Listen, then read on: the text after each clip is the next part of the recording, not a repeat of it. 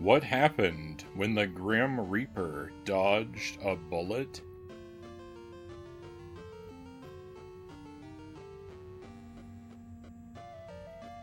He breathed a scythe of relief.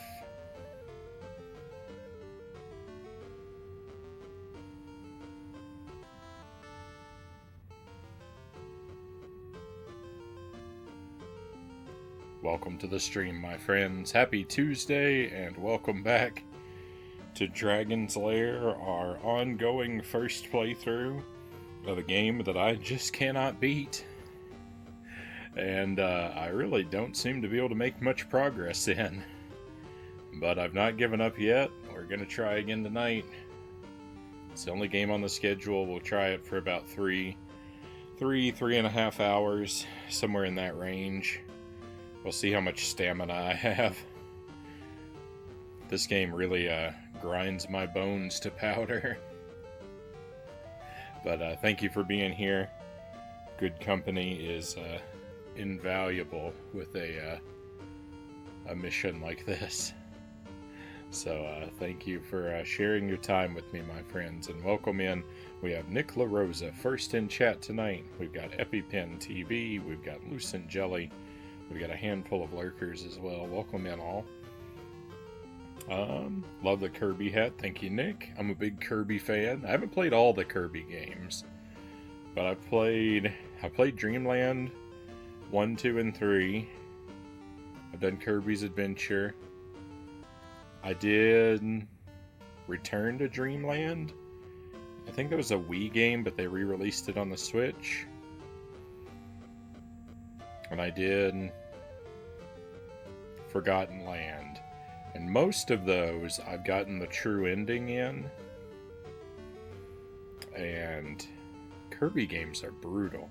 Kirby games are brutal. If you've never really played a Kirby game, if you've never gotten the true ending in a Kirby game, they're not what you might think. Kirby games seem like they will be laid back. They seem like they would be fun and cheerful, but Kirby games are brutal, agonizing gauntlets of misery. I really enjoy Kirby games.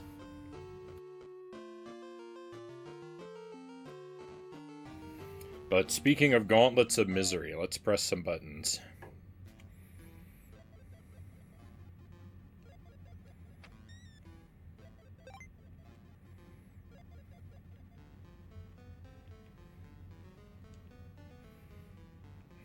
That's the sneaky part. Kirby games are part of like what made me the monster that I am.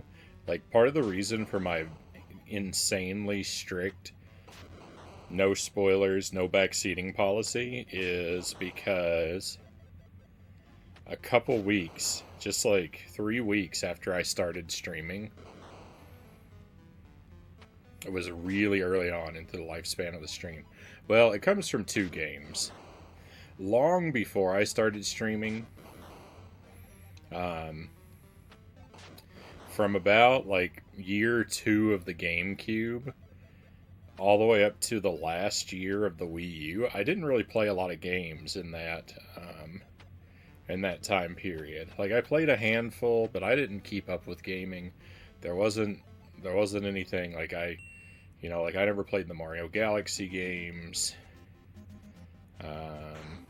I missed a bunch of Zeldas in that time. Like I just wasn't paying attention to gaming really at all.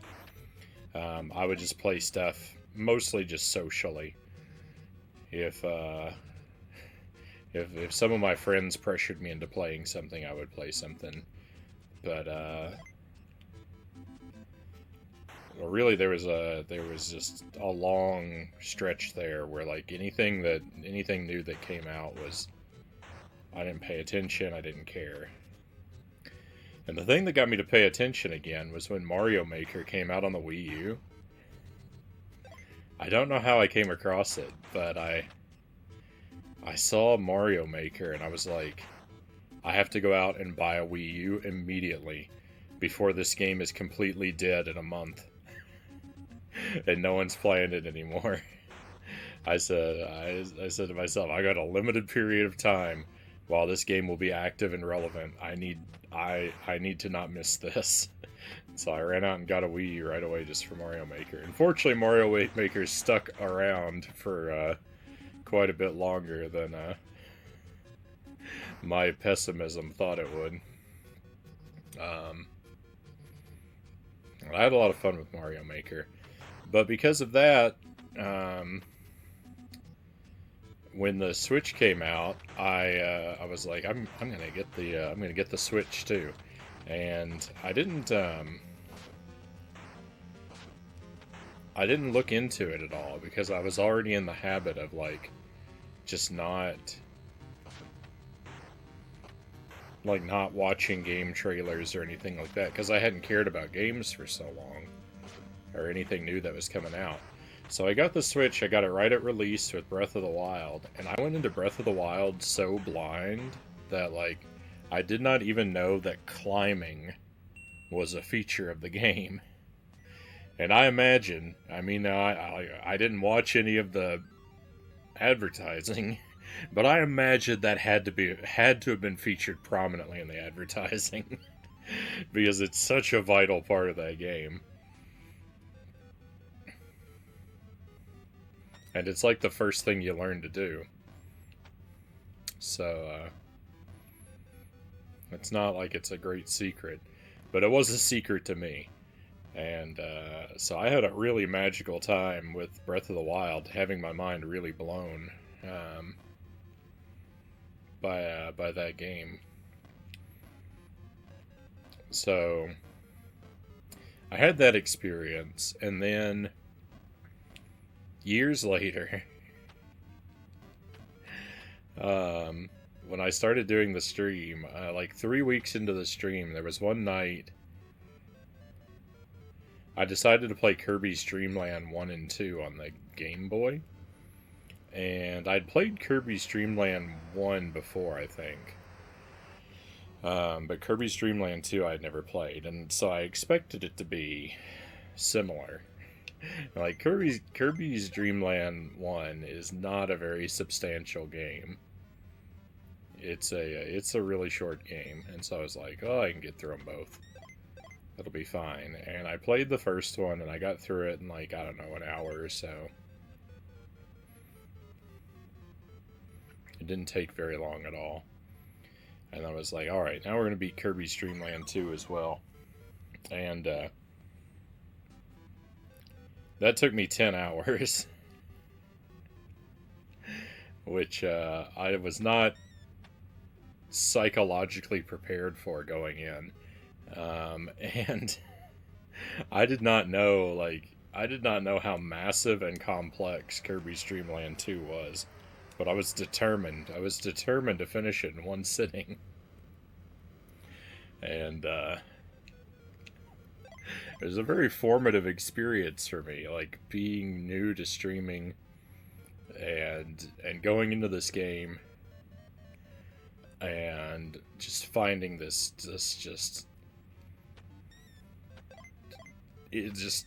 relentless vortex of agony that is that game. When you're going for the true ending, like there are some late game puzzles that are so mind bending that they took me hours to figure out. Particularly one of them, because there's this pick-a-path situation where it's like 16 rooms with 8 doors in each room, and it just goes on forever. And I did not find and did not know that the game gives you the solution in the game. So I broke out pen and paper and I charted every possible path through that pick-a-path door, and I took them all one by one and brute forced that for hours on the stream until I finally got it. I was just out of my mind by the end of the night. But I got it. And so, like, those two experiences combined really made me the monster that I am, because, like, Breath of the Wild really like solidified my appreciation for the like joy of surprise when you go into something completely blind. And Kirby's Dream Land 2 taught me the extremely dangerous lesson that I can beat any video game on a blind playthrough if I'm just willing to suffer enough. Those two lessons combined have made me a monster.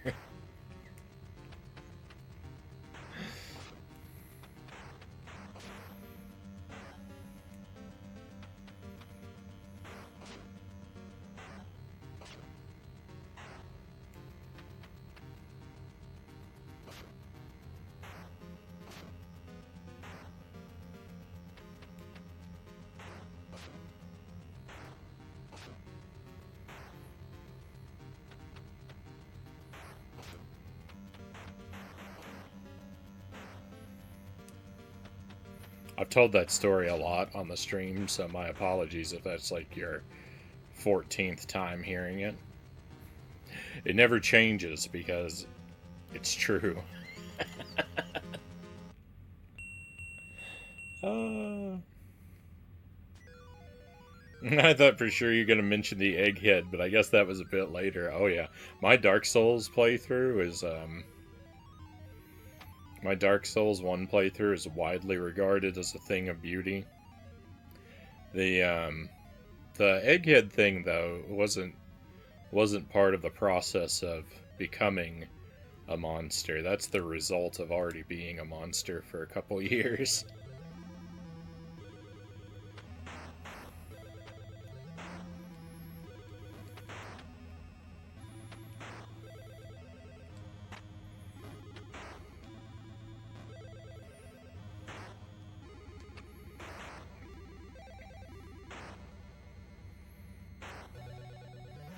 All of this talk can sound very like self-aggrandizing, and my apologies if that's the way that it comes across. But like when I say I'm a monster, I don't really mean it as a compliment.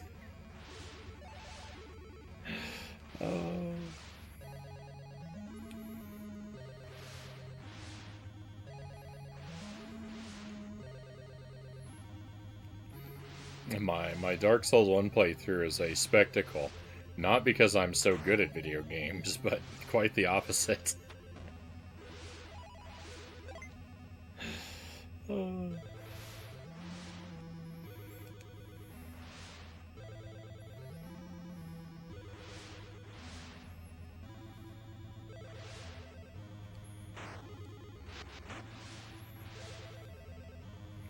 But I know it does annoy some people sometimes. I know it annoys people sometimes.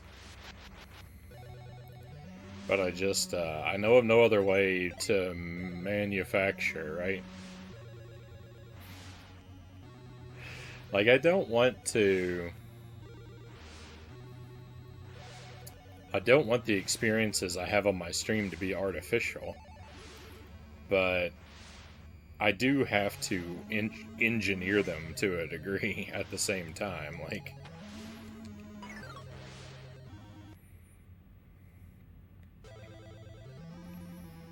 I have to create. I have to work hard to create the environment where strange things can happen.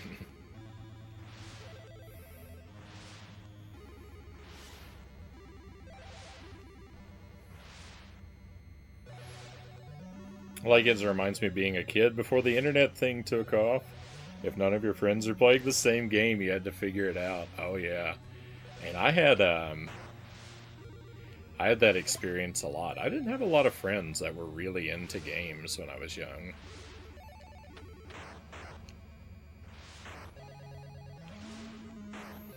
And most of them who were, like, we didn't play a lot of the same stuff.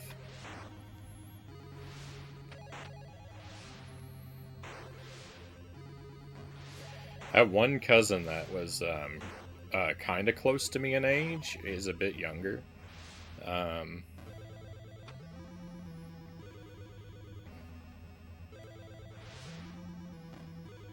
That we would play games together when we were little. but most of my friends weren't nearly into video games as much as I was for a long while. Hey Ian, welcome in, good to see you. And Master Tuesday, good to see you too. Happy Tuesday.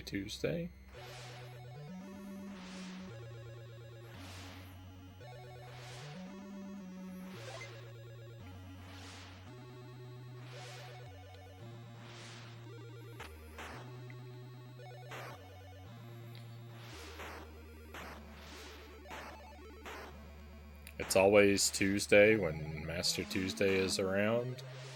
But, like, the thing is, when Master Tuesday shows up and it's actually Tuesday, like, that's like a full moon on Friday the 13th.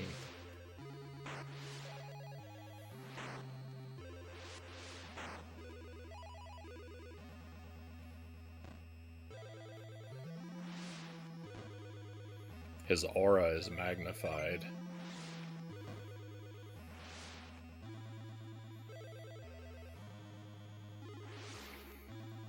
I've been working on this game for a while, Ian. This is night 8. And I say that, like, I haven't given, like, when I say night 8, it hasn't been 8 full nights. Like, mostly I've been playing this, like, for half a night at the end of a stream.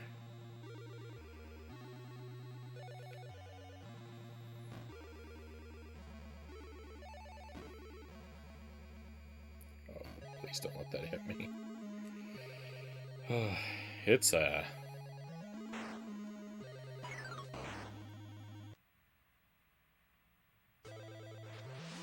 really bad experience.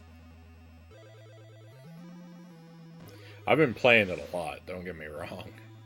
But I've played it for about half the total time that Night 8 probably implies.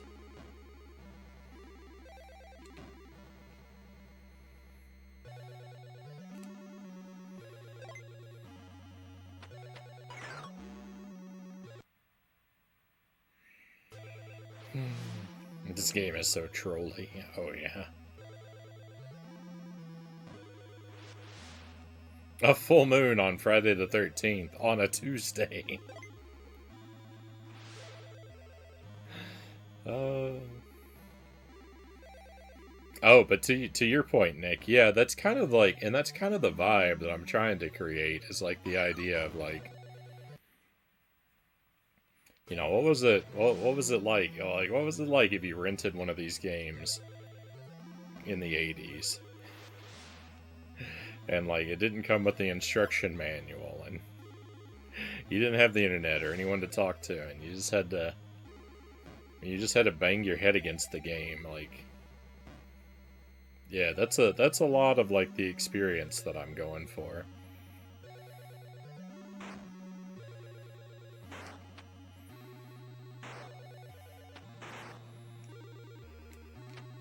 Like, can I still beat these games with, like, every disadvantage that we would have had back then?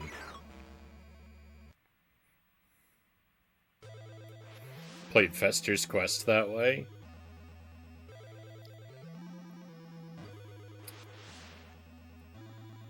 Fester's Quest is not that bad. Fester's Quest is pretty alright. It might be my favorite Addams Family game. I've played a handful of Addams Family games. It's definitely, it's hard, but it's not. I traded Mega Man 3 for it. Alright, that was a bad deal.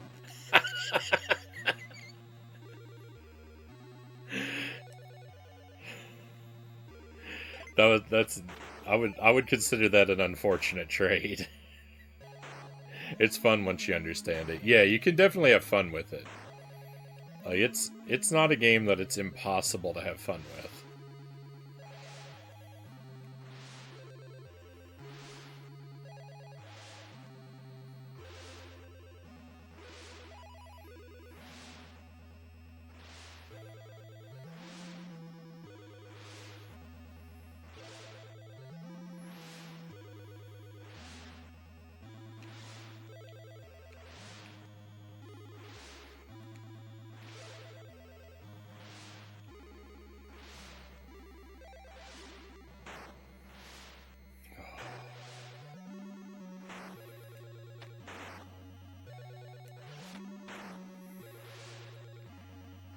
not really crazy about the height that I captured that guy at.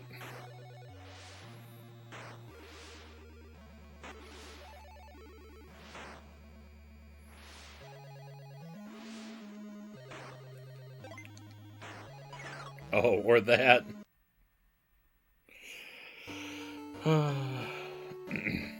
Oh yeah, I really like Zelda 2. Zelda 2 I think is fantastic. I would say I like Zelda 2 better than Zelda 1. I think Zelda 1 is the better game, but I like Zelda 2 more.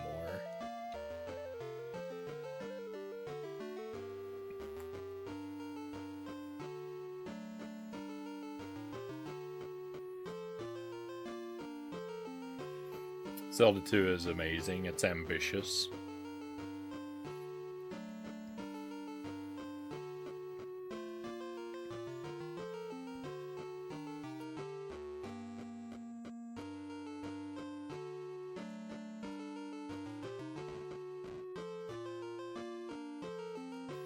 I am error. You know, everyone laughs about that. That's actually a really important piece of dialogue, though. For those who don't know. Knowing that guy's name is Error becomes very important a little while later in the game, because you have to find him again to make progress.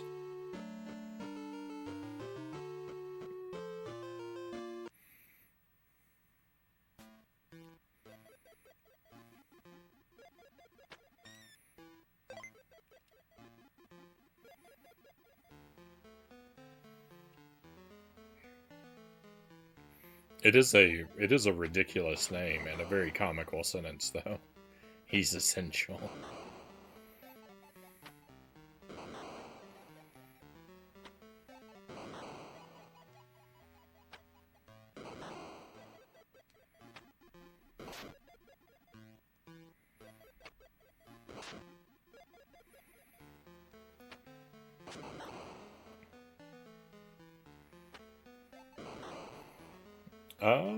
My favorite Zelda is Breath of the Wild. Second is A Link to the Past. I do like Zelda 2 better than 1 as well, Nick says. Yeah, I liked Breath of the Wild. I probably like Tears of the Kingdom more than Breath of the Wild.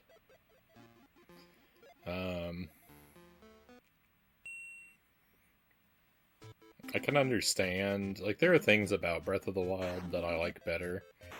But I really like messing around with that, with the crafting mechanics in Tears of the Kingdom. I had a lot of fun with that kind of stuff. And I played through Tears more creatively. When I played Breath of the Wild, I didn't think about the game in a very creative way.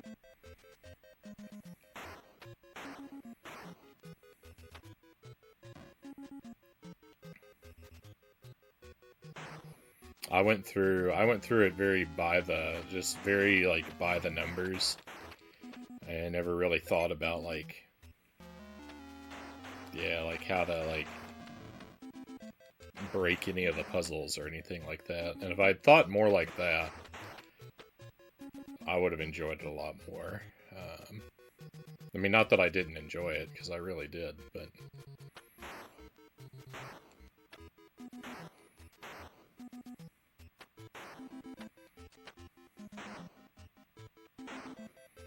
I was better at cultivating that attitude by the time Tears came around.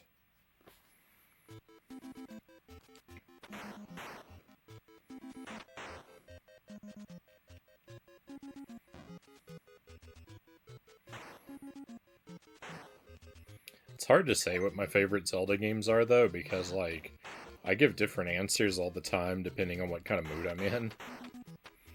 I really love A Link to the Past. I really love Link's Awakening. I really love Majora's Mask. And it's hard to rank the different kinds of Zelda games against each other, though. Like the 2D games and the 3D games.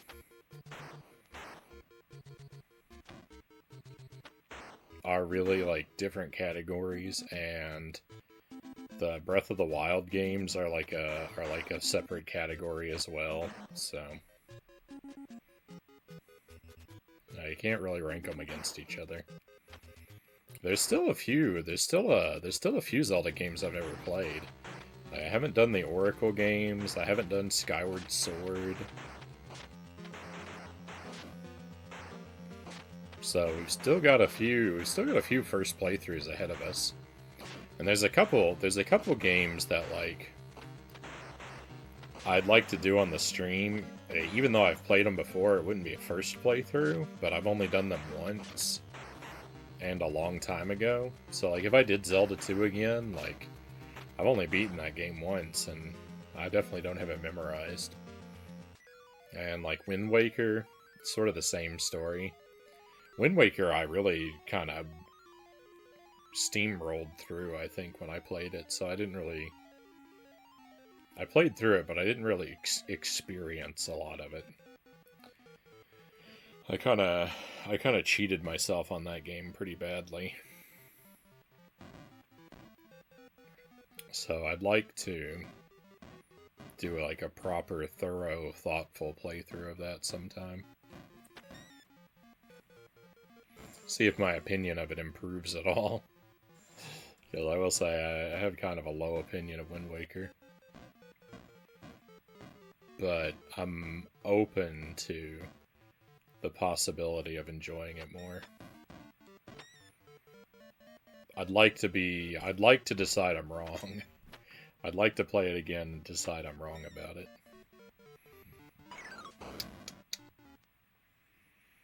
I like Tears of the Kingdom, build mode.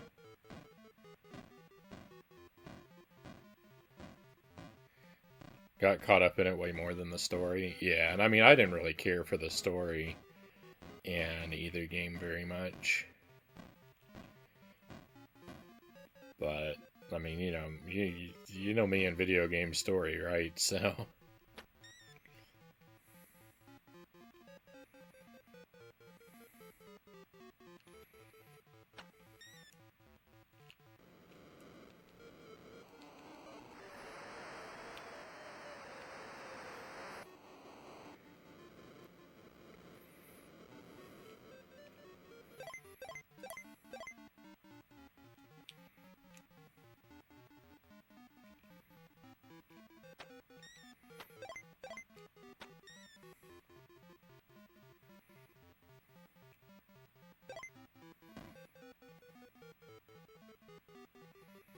Though, to be fair, you know, like, the Zelda games that I said that I like, part of the reason that I like them is sort of a combination of the story and, like, general tone of the world. Like, that's what makes Link's Awakening so good.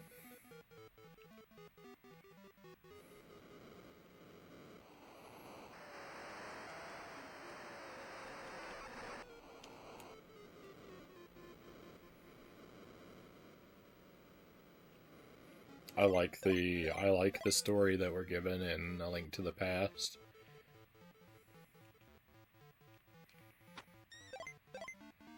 And Majora's Mask, so...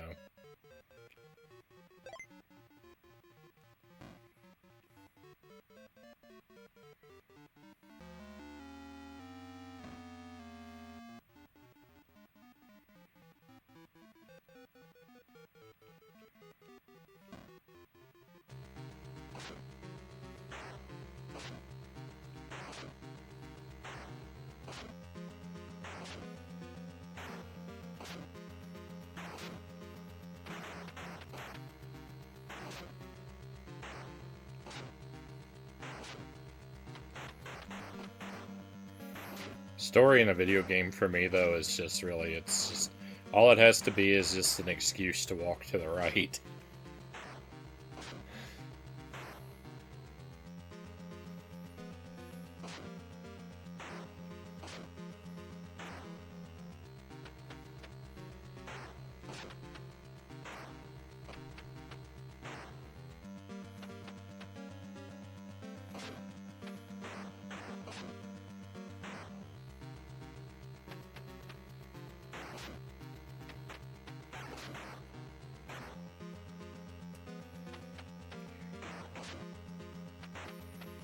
Whenever I press start, all I need is like, welcome to the game. Something that you want very badly is far off to the distance and the right.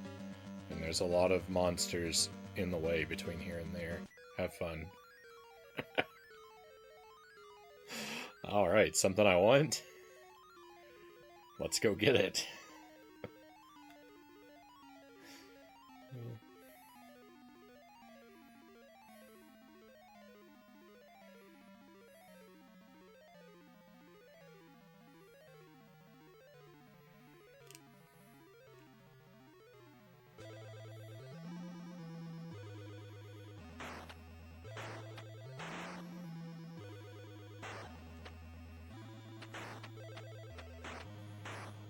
Jump King. Jump King does the best storytelling in all of video gaming.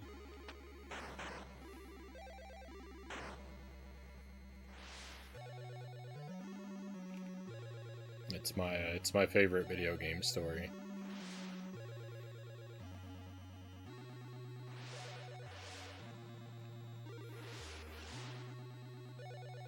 I have a theory that game story should be good but light. It's supposed to be the player story. I can't stand long dialogue in game. Now you're speaking my language. Oh no, I stood up into the thing. Yeah, it's not to say that, like, I don't want to be slowed down, and I don't want to be slowed down and bored by story. And I'm very easily bored by video game story.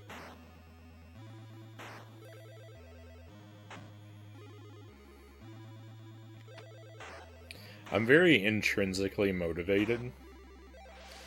So, like, you know, the game does not need to spend a lot of time telling me why I want to fight the monsters or collect the collectibles or whatever. I go into the game with a very, like, adventurous mindset of I already want to do those things. Like,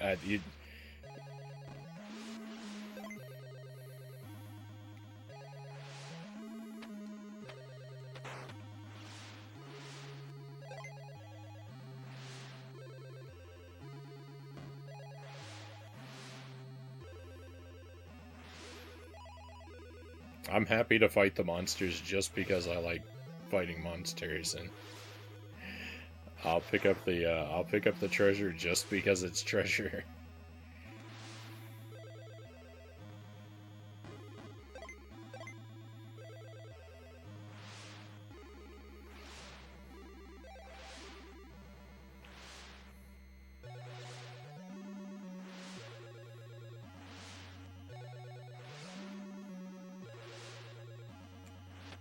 Oh no.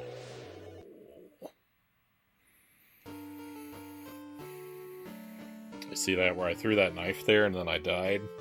That's because jump and attack are reversed in this game. They put jump on the B button and attack on the A, which I suspect they did just to be irritating. And it works. It works, because I will frequently default to my muscle memory.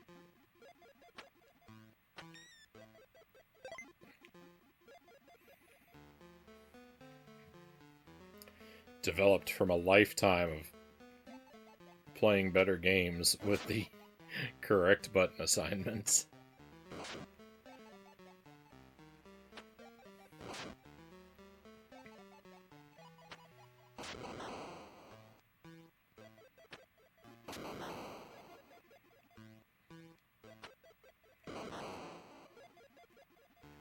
I feel like chat didn't reload.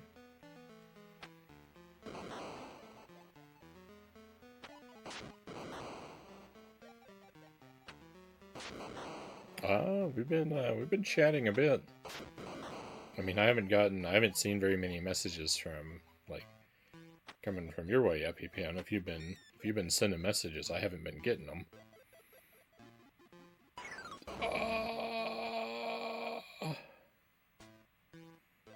Yeah.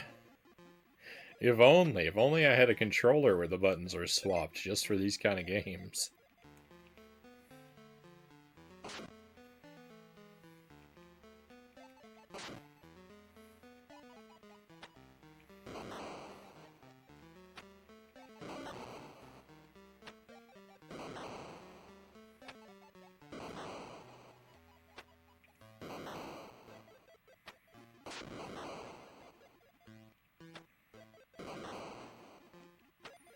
It's just something that's so hard for me to adapt to.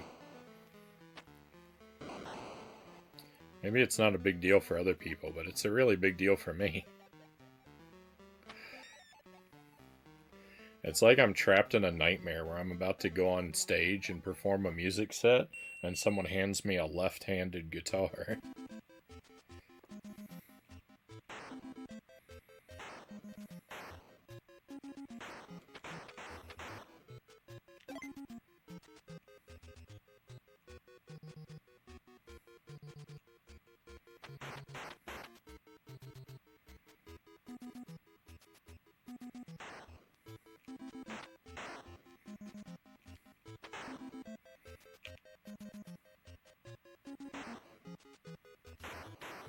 Lest anyone think they've spotted an inconsistency in my lore, I will point out I am left-handed, and I would describe myself as being aggressively left-handed.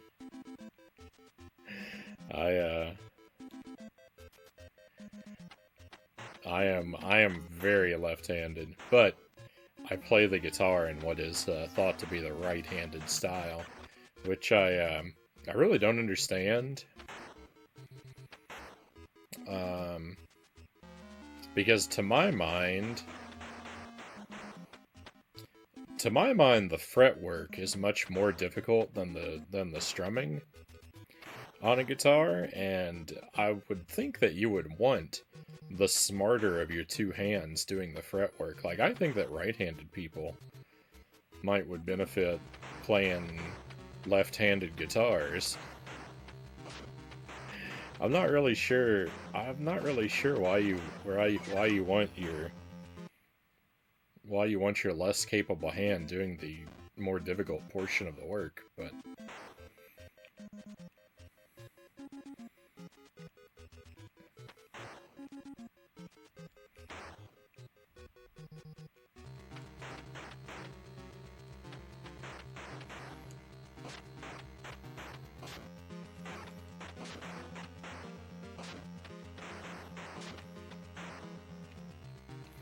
I've only ever done it one way, so I can't really say.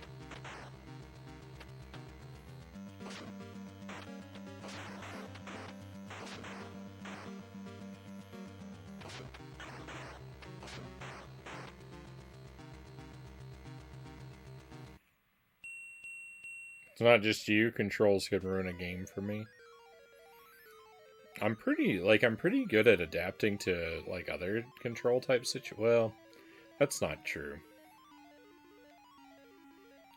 There are other. I was gonna say this is the only thing that gets to me, but that's not true. The example I was thinking of though was like um, when like camera controls are inverted or non-inverted. I feel like people seem to be really particular about which way they like their camera controls, and I feel like I can kind of adapt to either way. Like it does take some getting used to. Like if I've been playing like non-inverted for a while and then suddenly come across a game where they're inverted, like it does take me a while to switch, but it's not like game ruining for me like it seems to be for some people. I can kind of live with either. But yeah, having A and B swapped, I can't. I really despise. And in general, like I don't like having the jump button above the attack button. If the buttons have kind of a vertical layout like a Super Nintendo controller.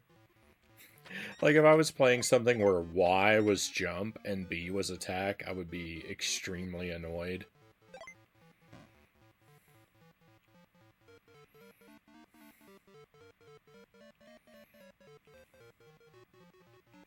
And I have come across games that, like, I don't know if I've ever come across that exact situation, but, like, I've had...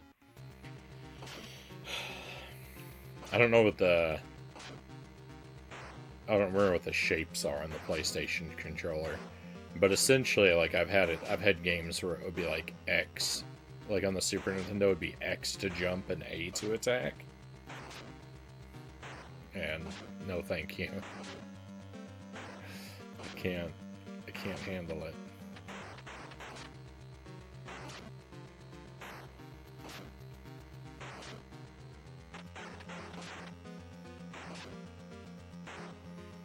Which you would think, like, logically, right? Like, well, jump is like an ability of ascent.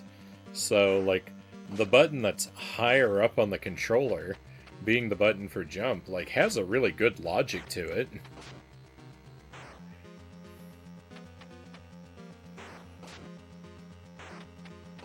But, like, I grew up playing, like, Super Mario World, right? So, like, I've got, like, that particular muscle memory. And even earlier Mario games, like, the way I rest my thumb across the controller, I know that the buttons are side by side, but I hold my thumb sideways, so it's like they're up and down on the NES controller.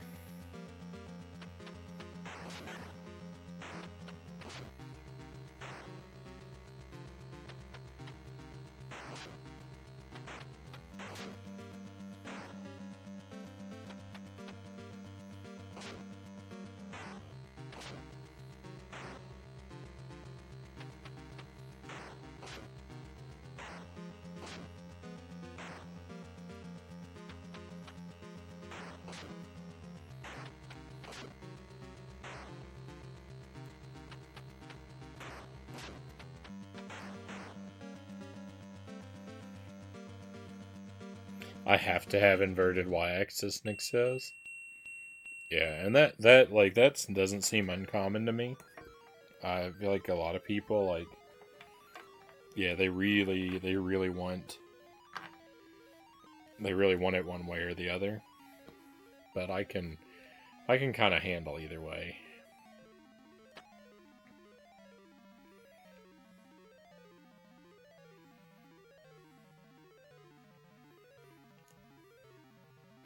I preferred inverted controls for the longest time.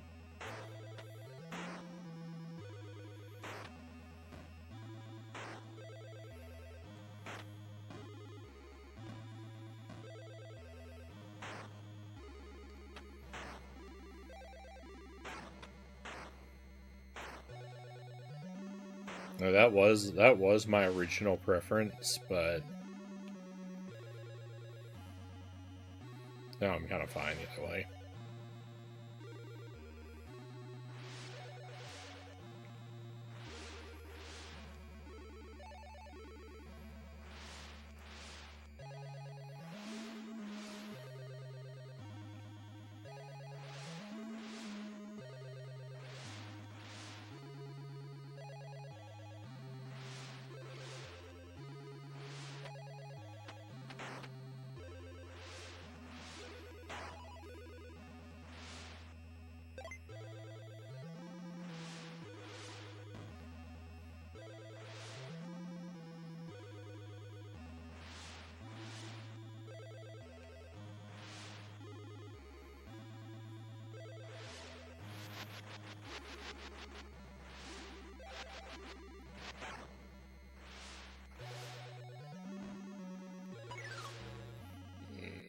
I didn't even hit the checkpoint. Oh.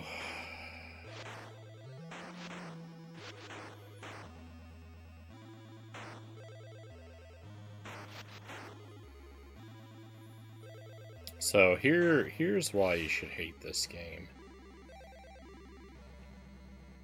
If for no other reason than for this. I'll show you when I get back to it.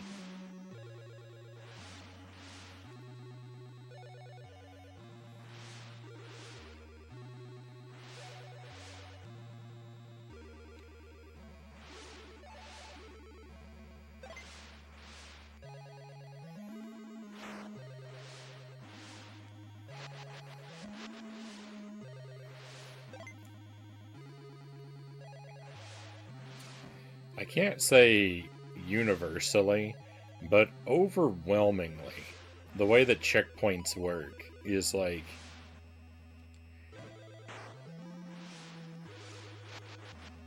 you reach a certain part of the map, and then when you die, you respawn at that part of the map. So way over there on the left, like that's the respawn point. But even though I've passed that respawn point, I actually haven't activated the checkpoint for that respawn point. I don't know exactly where it is, but it's way over here on the right somewhere. Is the actual checkpoint, and you have to make it way over to that place on the right. And then when you die, you don't respawn where you died. You respawn way back over there on the left. That's not right. It's like when you reach the flag, like that's if you die on or past that point, like that's where you come back, not somewhere way before it. That's it's just every little thing that like can be irritating is irritating. There's no reason for the respawn point and the checkpoint to be two separate locations other than just to annoy you by putting you back further than you think you should go.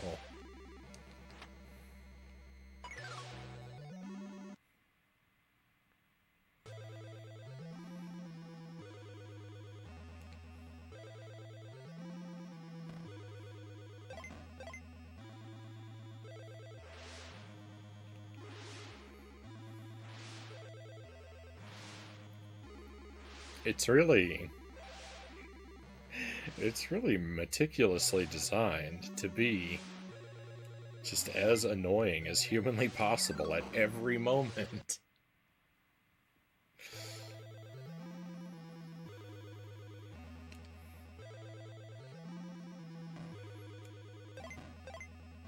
I shouldn't be dying so much here.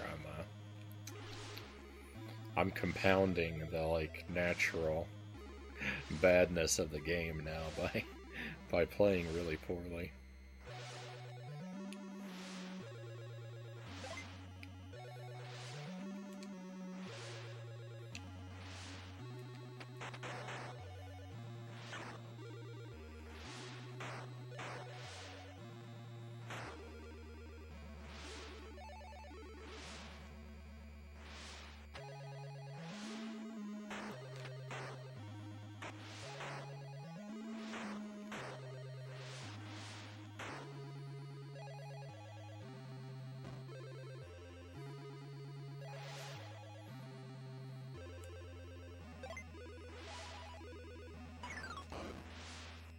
Greg's Retro Channel. Great to see you, Greg. I feel like maybe I missed you the last time or two. It's good to have you with us tonight. I hope you're doing well.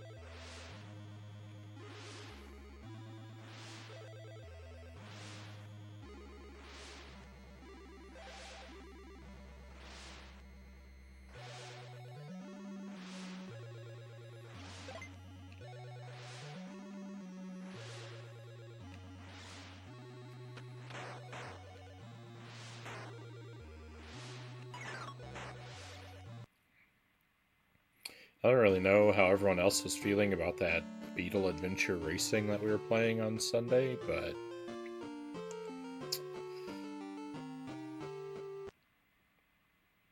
I think I'm pretty excited to play some more of that. That game was pretty fun.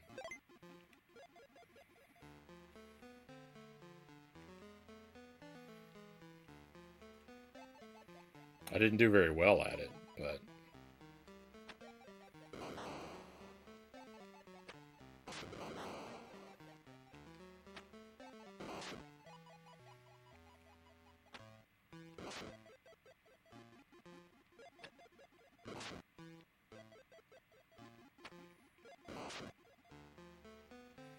I am looking forward to picking it up again.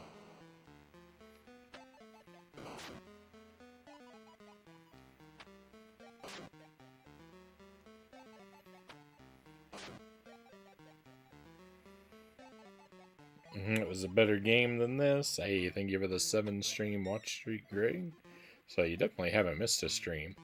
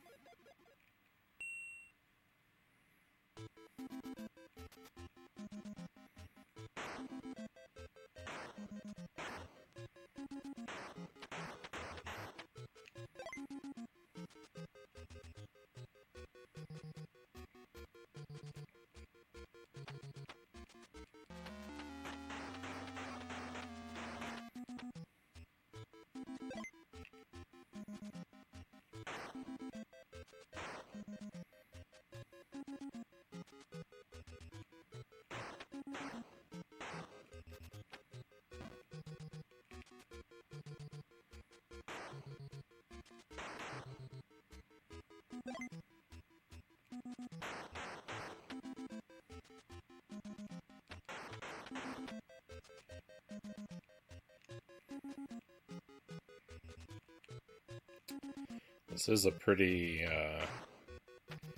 pretty stunningly terrible game.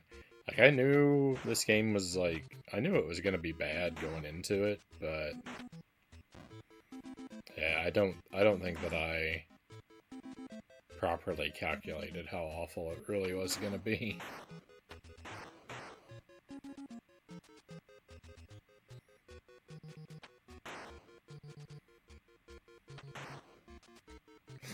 I say calculated as if I had any information to go off of. That's the thing, like, I don't look into this stuff ahead of time, so...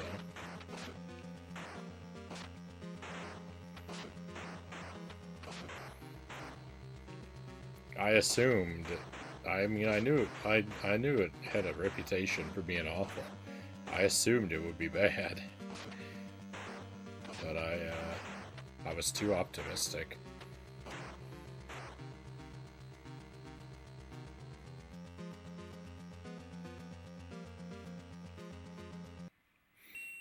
Oh yeah, that would be a controller just for emergencies.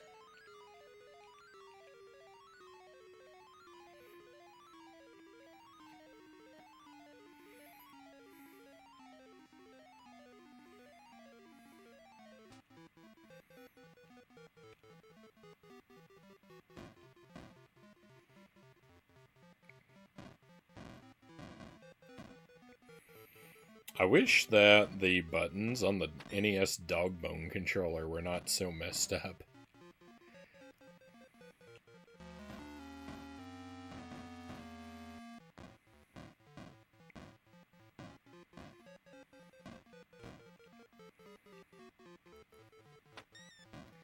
I feel like I'm the only person that sees that, though. Like, whenever I complain about the backward angle of the buttons on the NES Dogbone controller, it feels like people start looking at me like I've got two heads.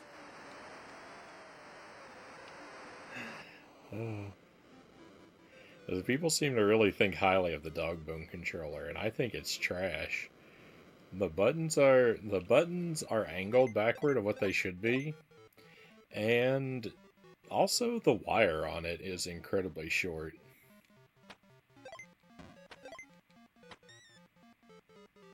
You need a controller. I anyway need a controller with a very generous wire, because I don't like to sit with my console on my lap when I play.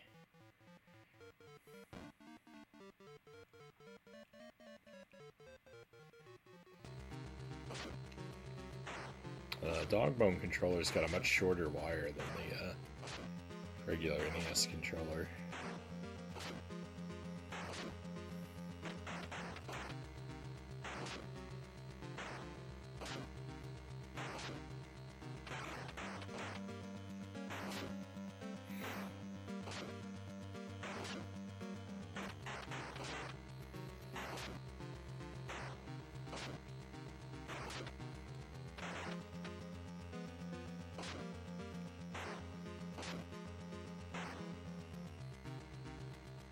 Oh yeah, we were talking about Zelda 2 earlier, because yeah, I really like that game as well.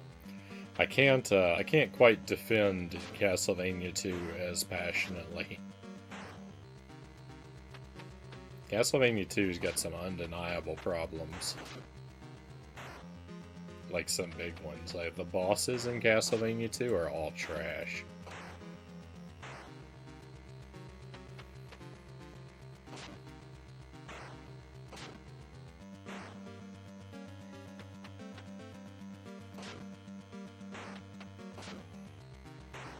And the dungeon design in Castlevania 2 is pretty sloppy in general.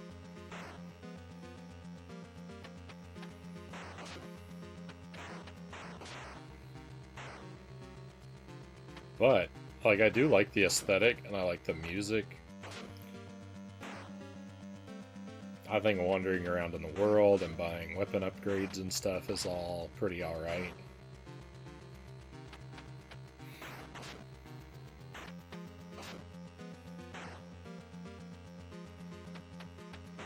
Even if a lot of what you encounter doesn't make a whole lot of sense.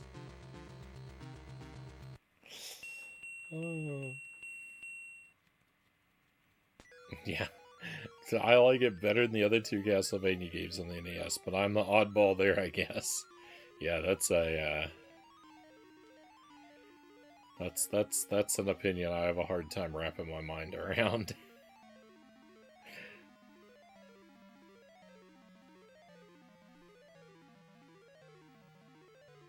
But that's alright, Greg. You go ahead and like it as much as you want. Because that doesn't mean I have to play it. And as long as I don't have to play it, I'm fine. It's alright. It's alright. I like plenty of games that people don't like. You know, my favorite Castlevania game's Castlevania 64, so you really don't have to tell me about people liking you don't have to tell me about what it's like to like a Castlevania game that people hate. I know all about that. I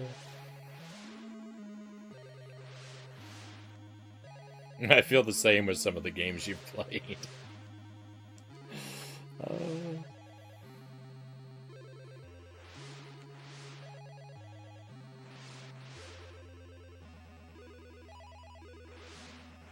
Konami cutting corners? No. They'd never do that. Konami is frustrating. Konami is so frustrating because they've made so many games that I love so dearly, and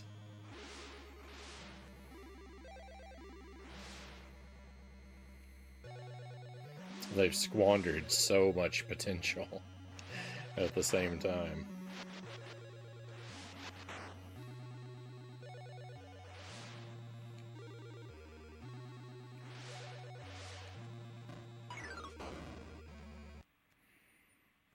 Love Silver Surfer on the NES. People talk bad about that game nowadays. I've never played that one, but I would be interested to give it a try. I don't do a lot of, like, shoot-'em-up type games. But since that one has a reputation for being very janky and very difficult, naturally it appeals to me. My favorite shmup is Gunsmoke on the NES. And a lot of people don't really think of that game, I feel like, when they think of shooters. I think mostly because, like, you play as, like, a human character instead of a ship. Is one of the main reasons that people don't really think of it as being part of the same genre. But also, like, I think that's the reason I like it. Is I connect more with the humanoid character than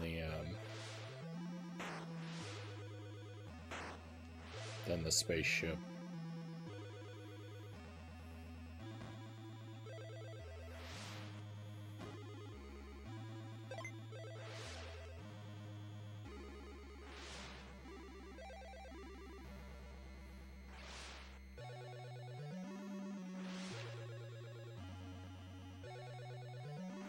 Gunsmoke's a lot of fun, though.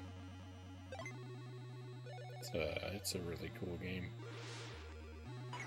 No! Well, why? You know it's not a really cool game? This one.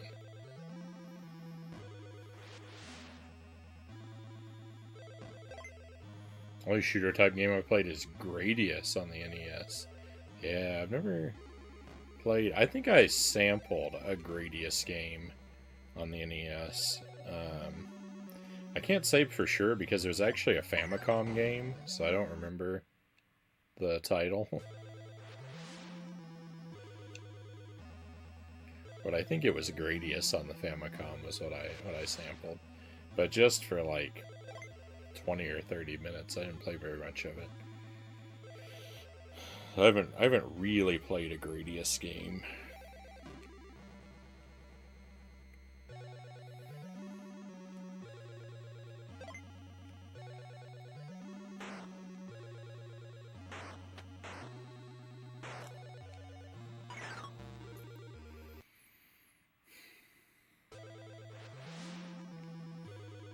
I don't know.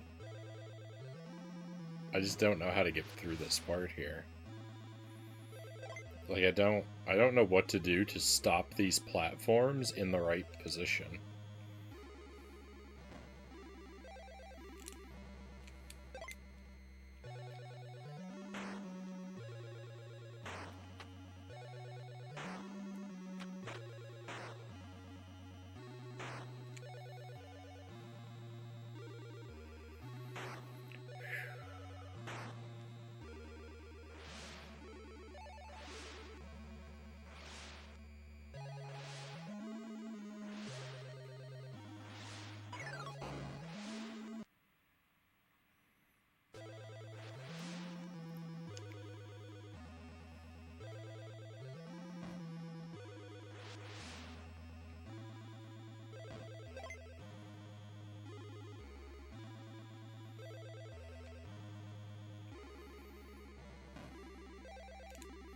I just know in my heart that this is all for nothing because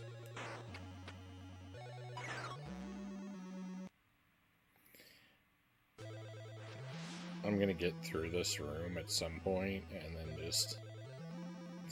Like, it's not like this is the end of the game, right? This is just gonna be more nonsense to have to learn and suffer through.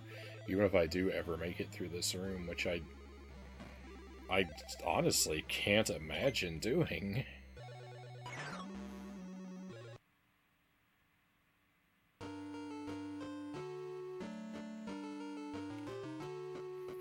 I made it to the boss of that room one time out of hundreds of tries.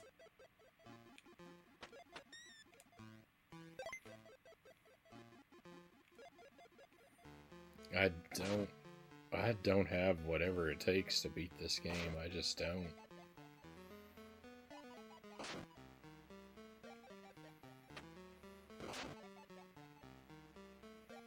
That looks too frustrating for me, Greg says. Me too. Me too. I cannot stand this game.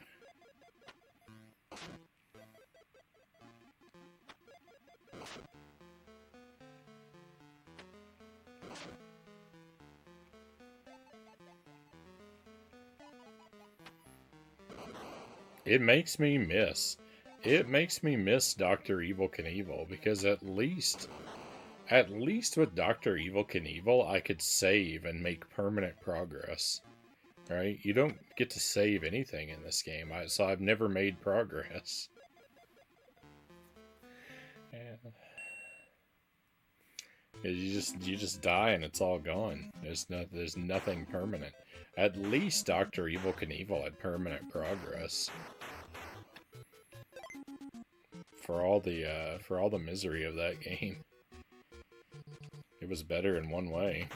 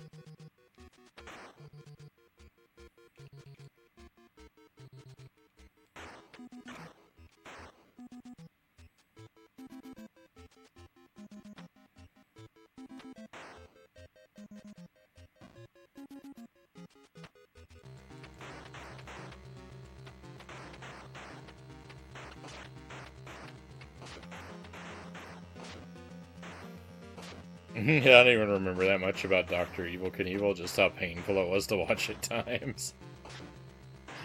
That was a stunningly miserable playthrough of that game.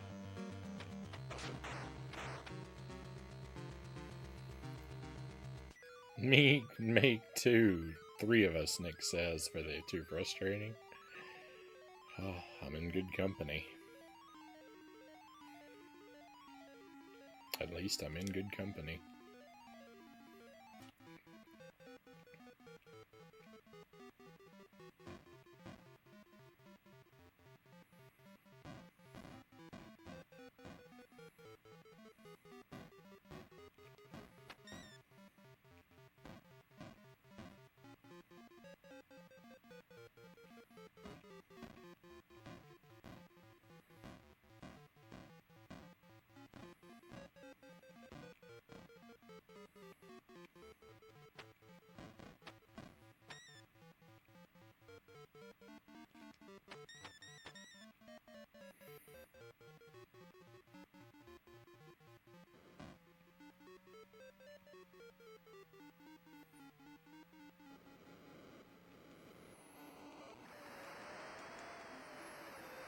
That wind can actually lift you onto the second step, so you don't have to jump onto it. But I've only made that happen one time.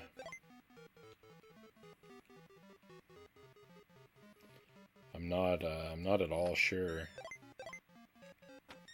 what the timing for the button presses to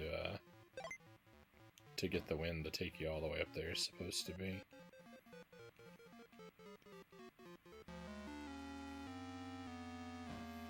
Well, I was pressing the duck button, but I was on a platform that's too narrow, so it wouldn't let me.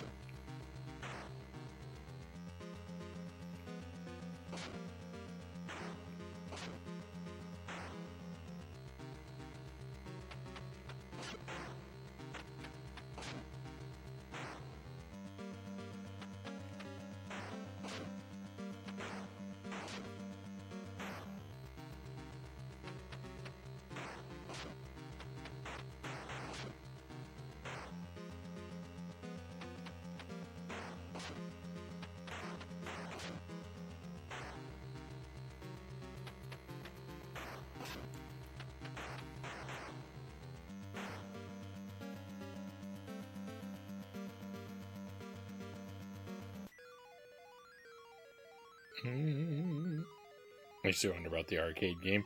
So I think the arcade game is just QuickTime events. I have the arcade game. I have a version of it on the Wii that I think is supposed to be basically exactly like the arcade. And I do plan to play it if I ever finish this. My plan was to do a couple different versions of Dragon's Lair, but this one is taking so very long that I just can't get beyond it. Chozo, welcome in. Thank you for the 5 stream streak. Appreciate you building up those 5 streams, Chozo. Hope you're doing well.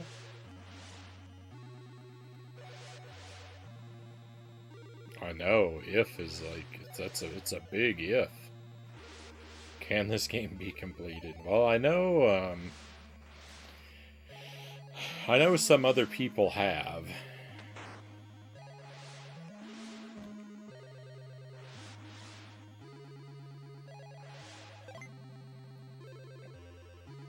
I'm pretty sure Narblast has beaten it, and I think Sark has beaten it.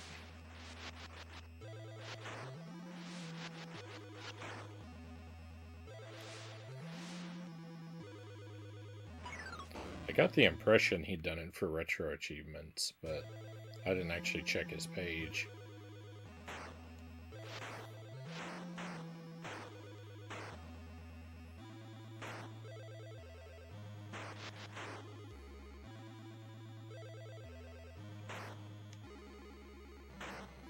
Imagine doing RA for this game, yeah.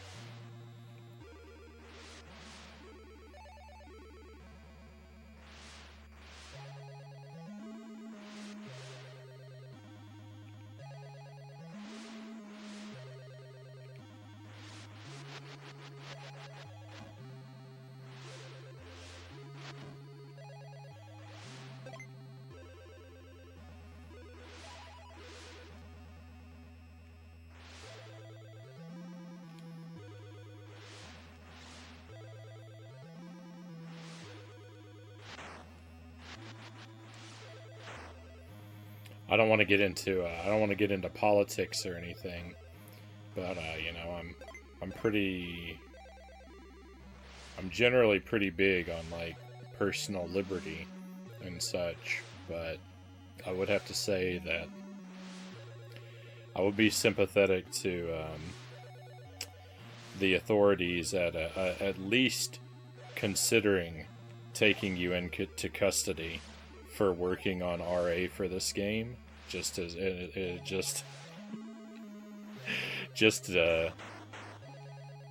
as a matter of like protecting you against yourself.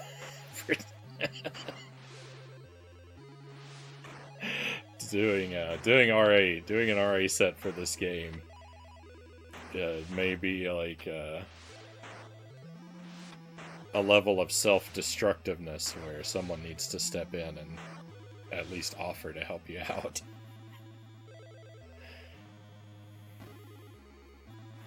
Area 51, more like it.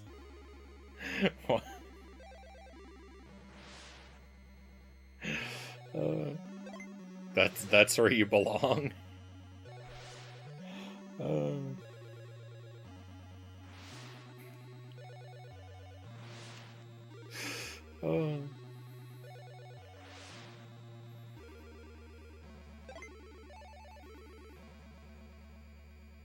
Yeah, you worked on this game to go to jail. Well, I was thinking more like a care facility.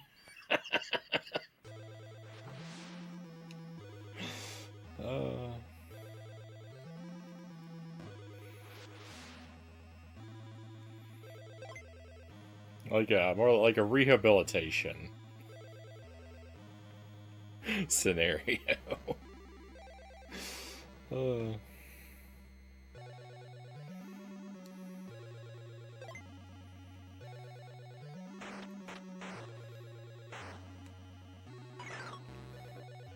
You know, the kind of place where I definitely belong after some of the trash that I've played. I'm not so much trying to make a joke as I am just crying out for help.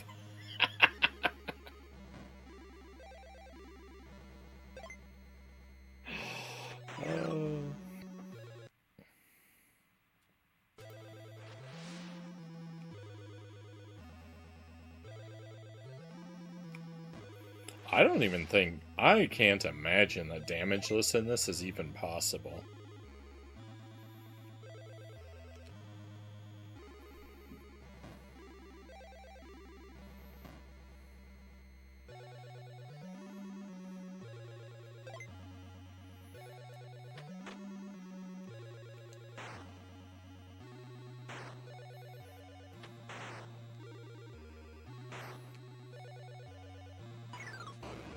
You have to be a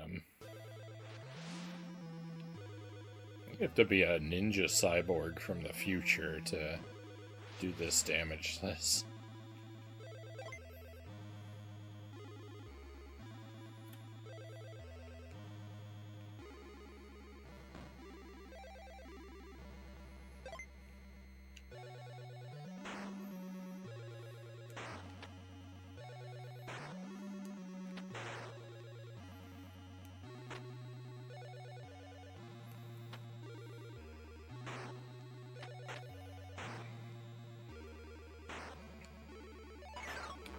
How? That timing is impossible. Ah. The only way to get through there... The only way to get through there is to get, like, the right RNG to where the enemy's projectiles lag. Because you're not, under normal circumstances, afforded the right amount of time. The only way to get through there is to hope that the game malfunctions. Oh, it's so annoying.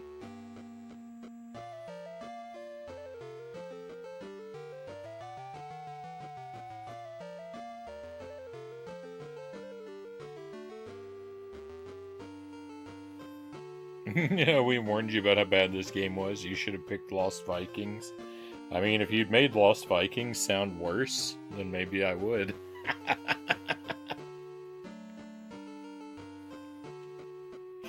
That's the problem, Chozo. You made it sound too good.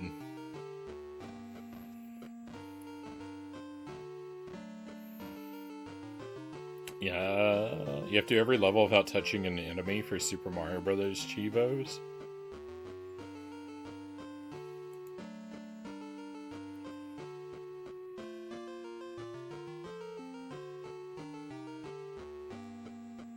Looks like the stiff controls would make damage this impossible for this. Yeah, I just don't...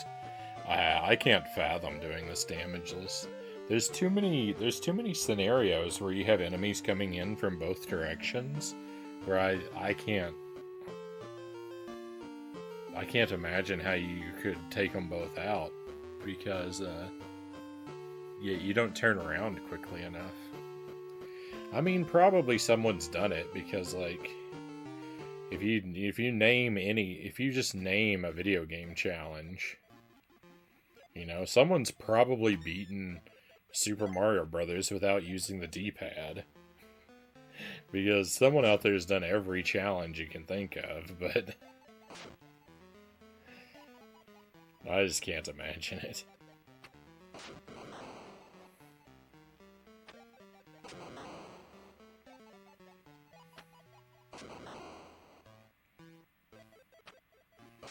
You could swap to the PAL version of this, so that would be, I'd still have to come back and do this one since it's the one I started first. I can't go looking for shortcuts and loopholes and...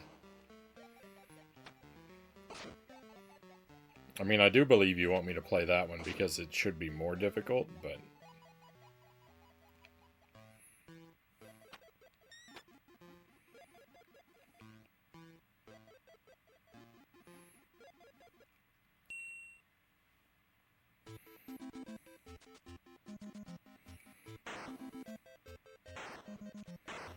I can add a different version on top of the version I'm already playing, but I can't swap versions. That would be running away.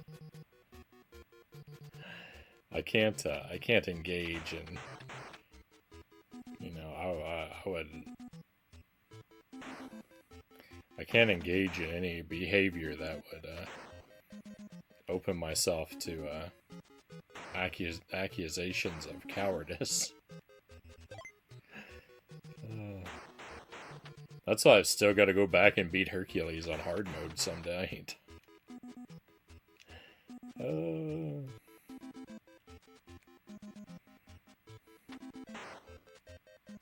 I haven't forgotten.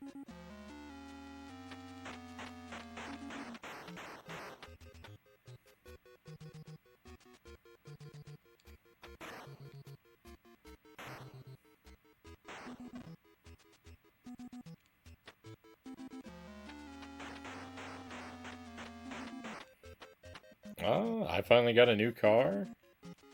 Picking up a Kia. I don't know anything about Kias, but GG on the new car. I didn't remember that you were in the market for one.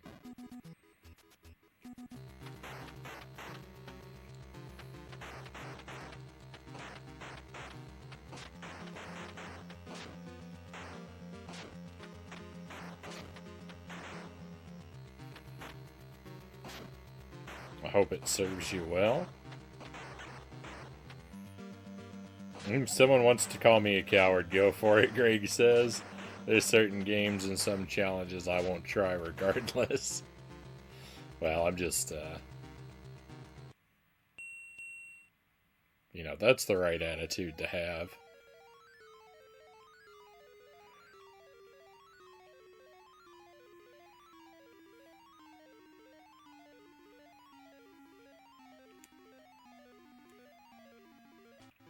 I'm just, you know, I've gotta turn my personality up a little bit, you know, up a few notches for the sake of the stream, right?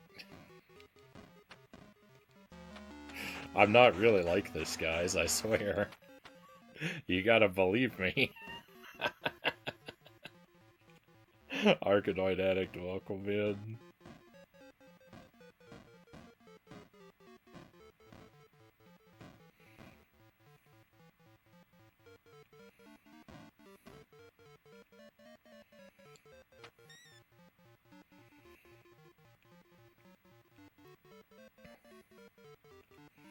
I think, I think that no one should really care what I think, for the most part. But if for some reason you do care what I think, like, I feel like people should find a balance with, games that they play. Like, I think that you should push yourself with games to, take on challenges that are outside of your comfort zone.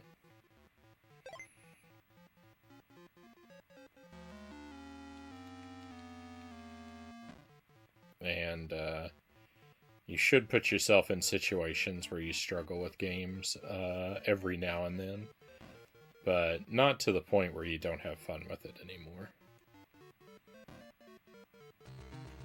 And, you know, what that point is different for different people, but...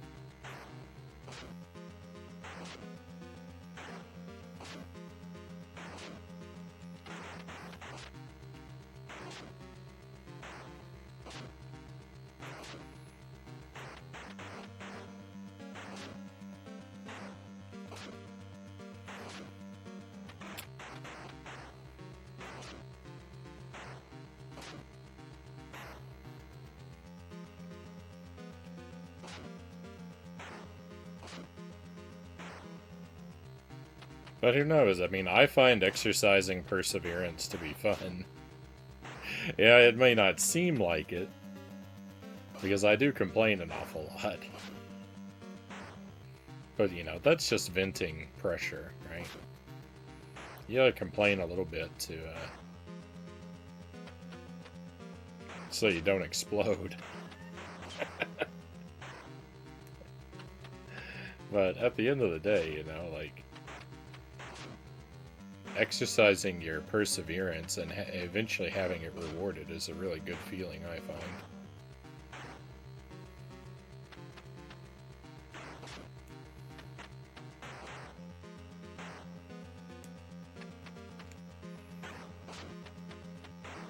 How far have you gotten? I've made it to the boss of the next room, but I don't know anything beyond that.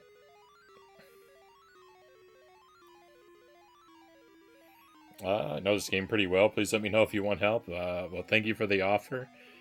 Definitely definitely not ready for any help. Wanted to try and figure it all out on my own. But I do appreciate the offer. Though I will decline. I've made it to the Grim Reaper at the end of this room. That's as far as I've gotten.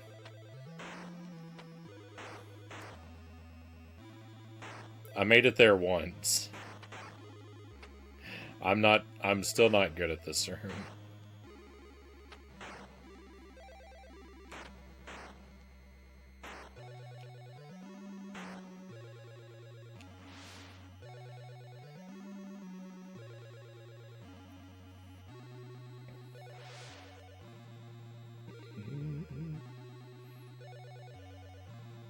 I only do RA because of points and seeing numbers go up, Chozo says.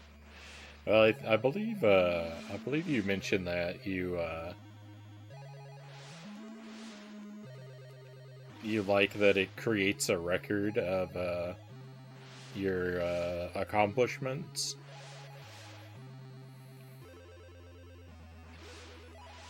in games.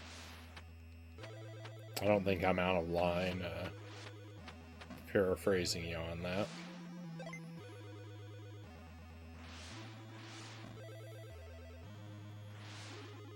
Which, you know, I think is one of the primary appeals of retro achievements, or it would be for me.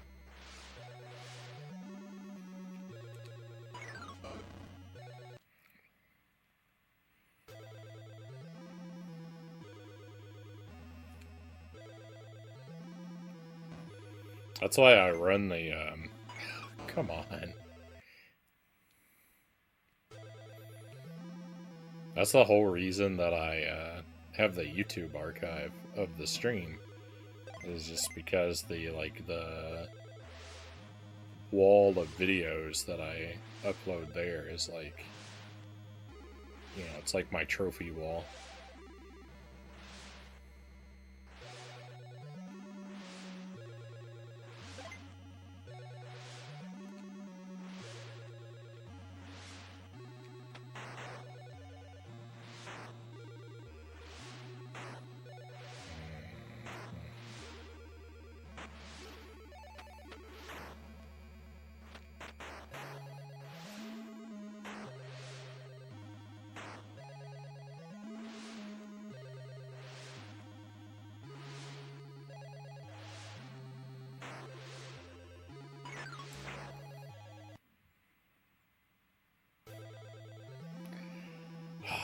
It's disgusting. It took 4 hours for that skull to throw a stone. And then immediately throws the next one. Like, I couldn't even blink between those two stones. It threw the second one so fast. After waiting a lifetime for the first one.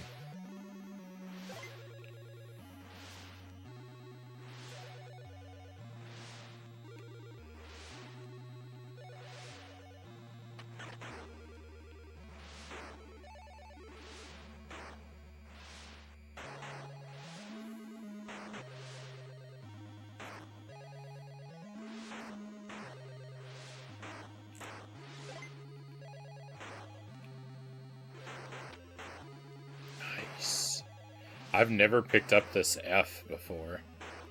I think that I can't get under this other skull now, so it doesn't really matter. Oh, but I keep it even if I die. Oh, I made it under the skull! I've never succeeded in picking that up before.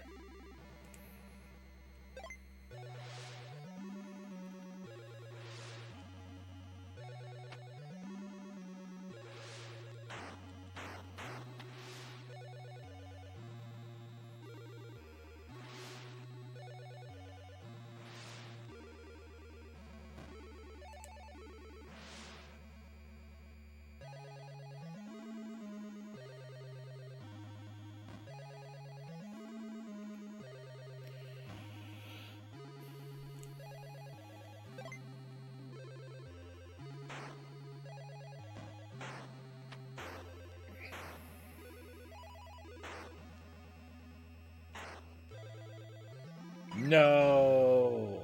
I hate this game.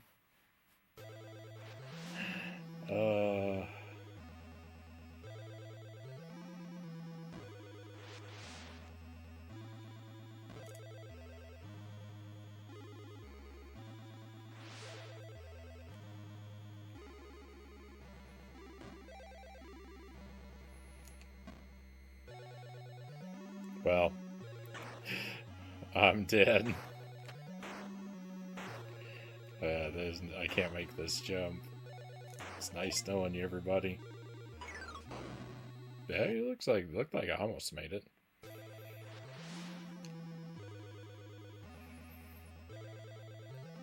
I just don't. I haven't worked out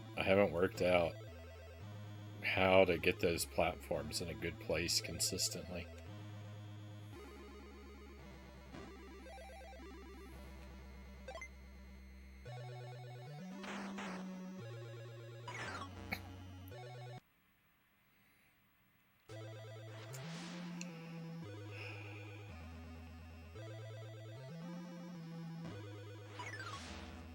Oh, what a waste of my last life.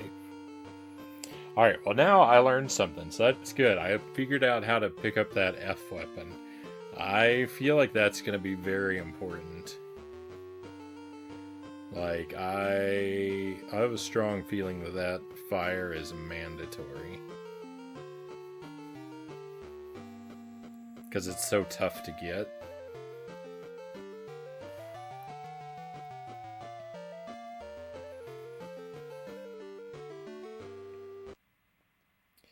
I'm not going to give up on every attempt where I don't manage to get it.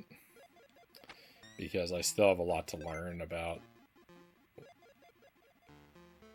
what comes beyond what I've seen. But I am going to make a greater effort. Because I haven't really been trying to get it.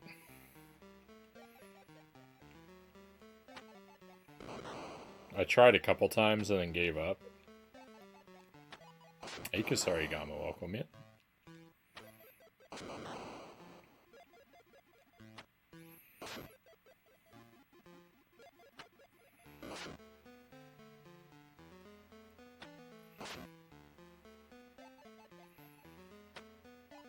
The Xbox 360 team had a great idea when they came up with achievements.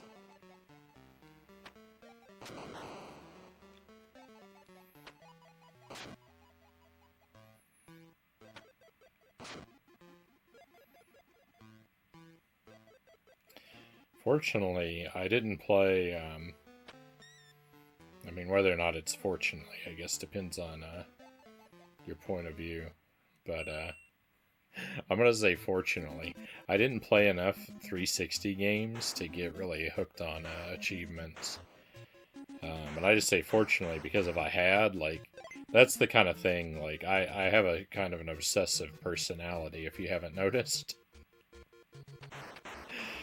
So, like, I could have very easily lost hundreds of hours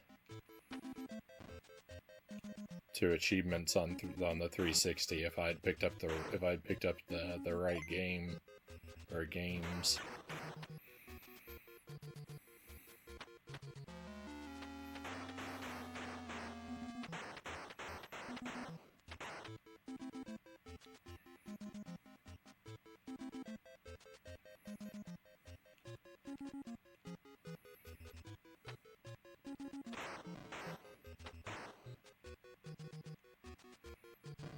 Run for it.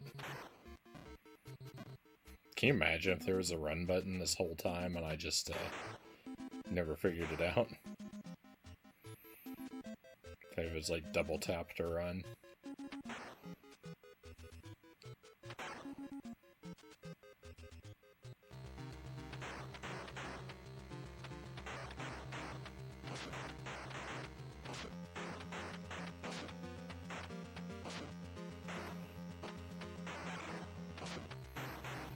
Only game I was full on obsessive with achievements was Shogun 2.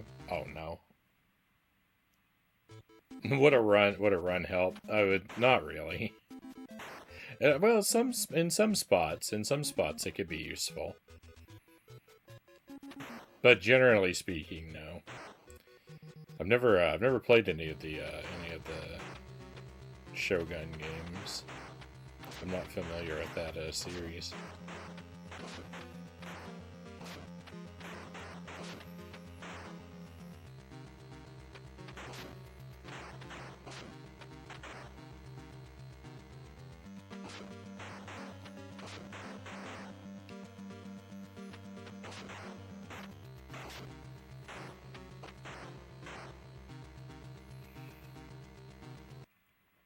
It's a Total War series.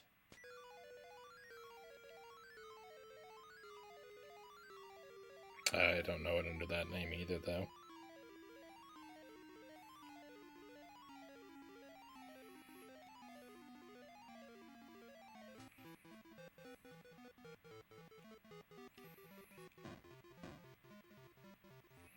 Was it a really intricate and grueling achievement set?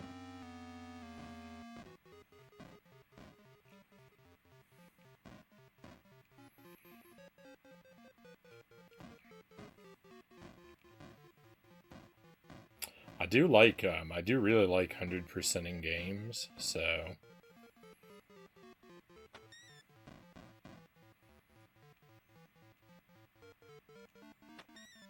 But you know what? We played, what was it? We played Rayman.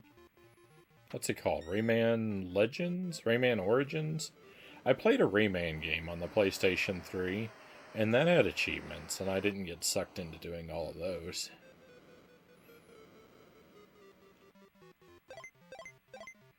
So I've been able to withstand the draw of the achievements.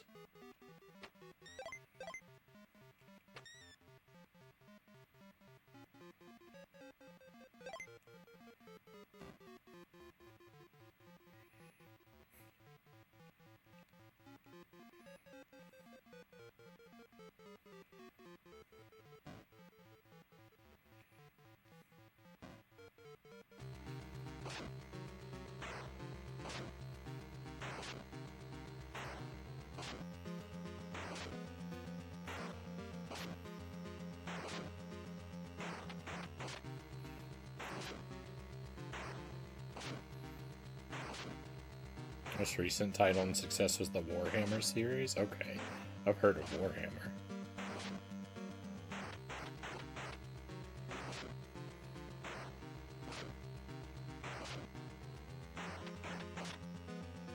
It's RTS company combined with campaign mechanics.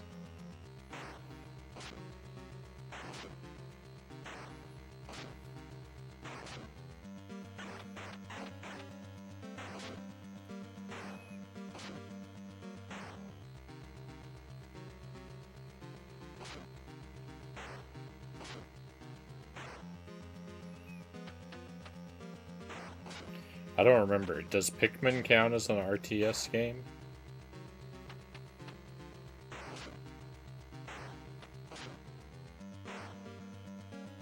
If yes, that's my only experience with the genre, I think.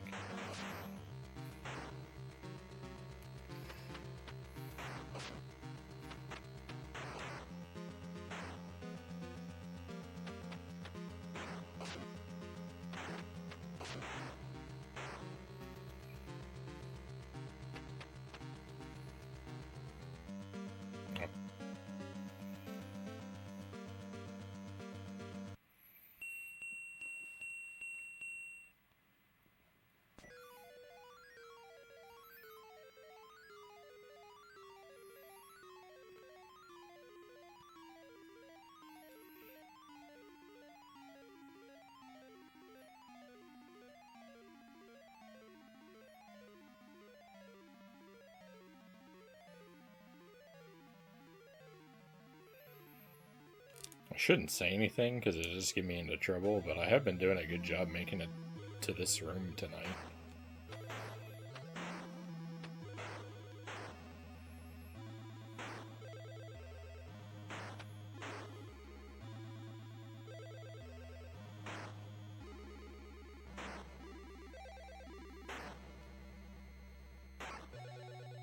Oh, please.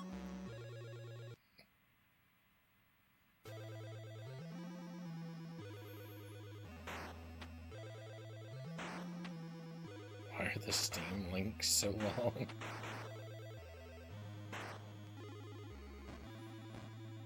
Tank the damage.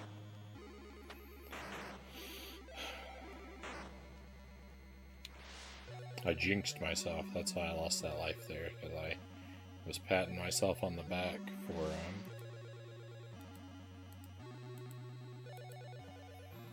how well I was doing making it to this room. So I had to be punished.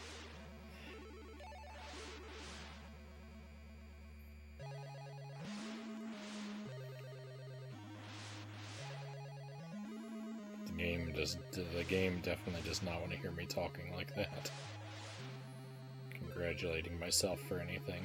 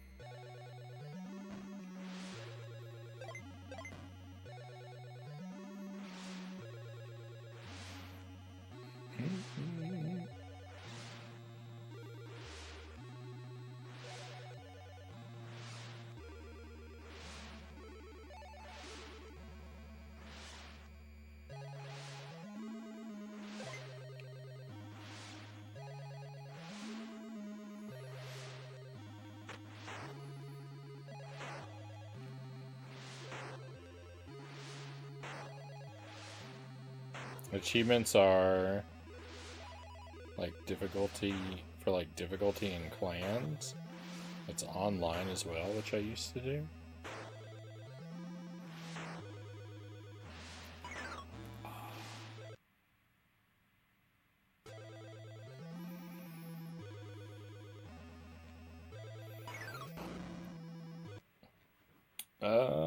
Oh yeah, links are blocked in the chat. If you wanted to whisper me one, I could take a look at it later.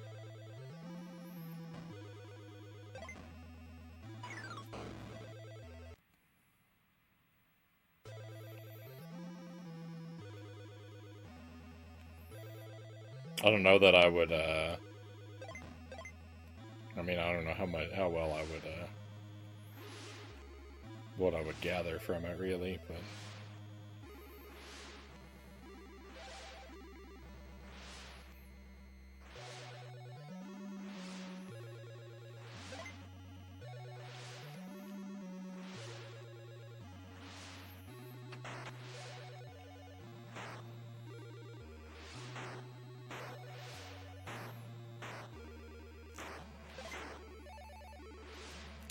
Oh my goodness. Well, unfortunately, I'm on my last life.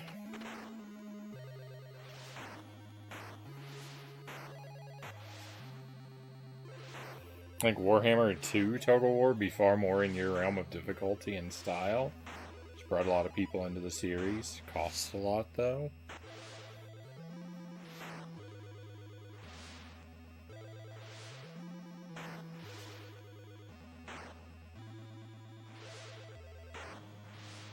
Costs a lot is bad news.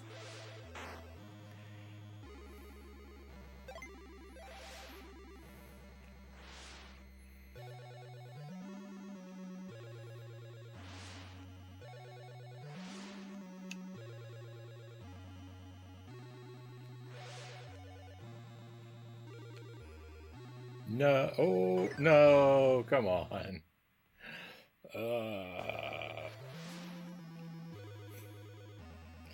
I realized my mistake, and then I got so excited thinking it wouldn't punish me for it.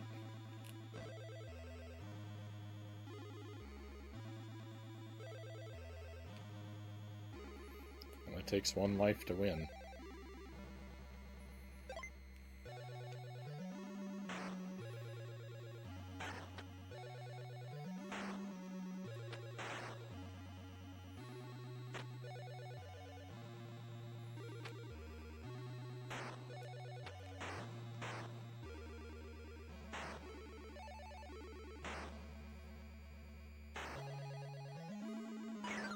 I didn't think that was going to work.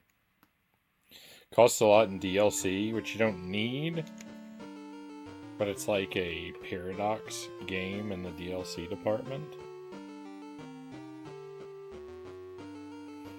I don't know what you mean by Paradox game. That's what Steam sales are for.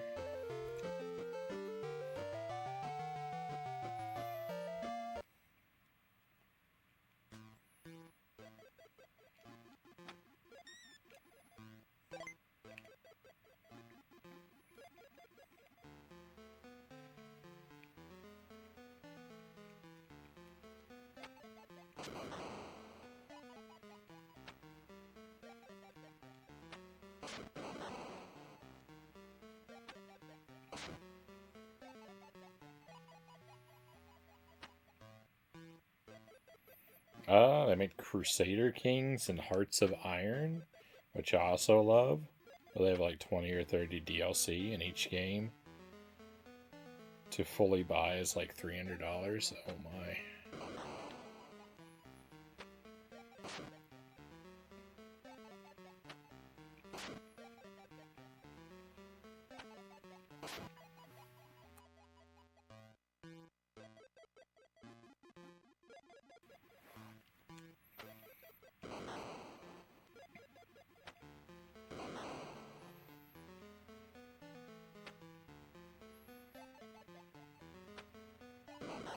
It's a DLC hog company, which is what I'm aiming at.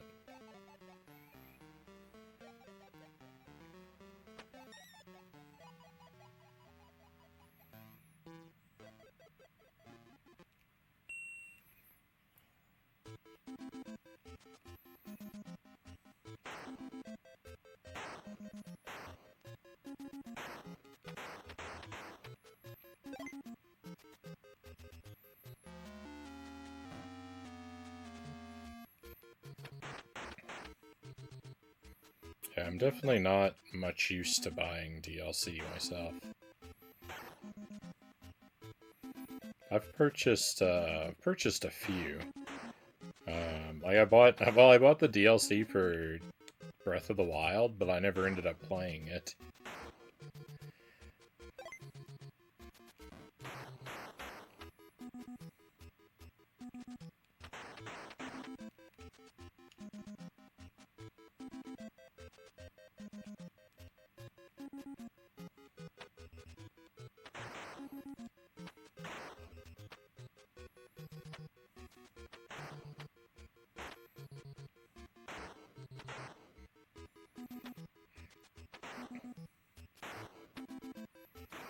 I probably would have bought like the extra characters for Smash Bros. Ultimate if I'd gotten more into playing that game.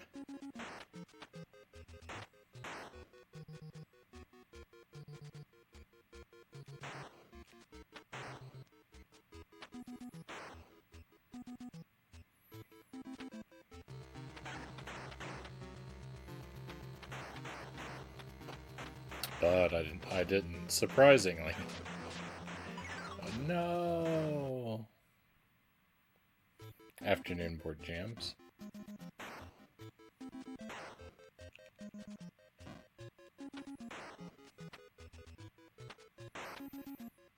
I really shouldn't be dying to these snakes.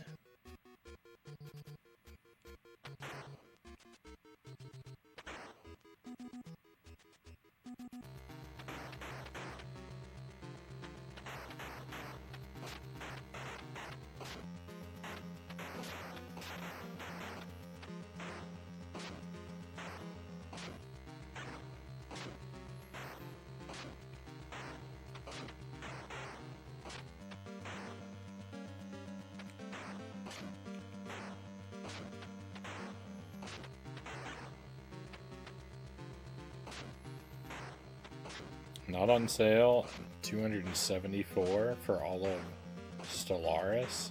Crusader Kings 2 is 253.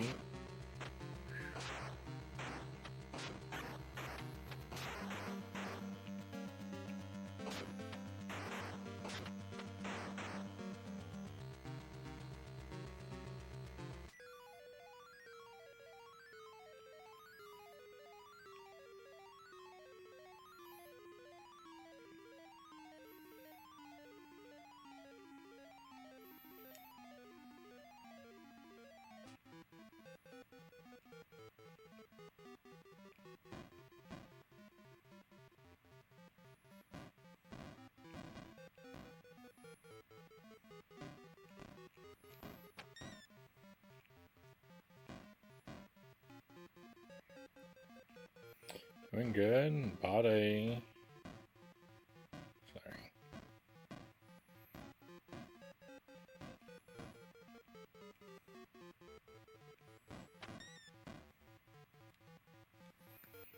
Bought a copy of the book Tomorrow Adventures in an Uncertain World with a 103-year-old note from another book.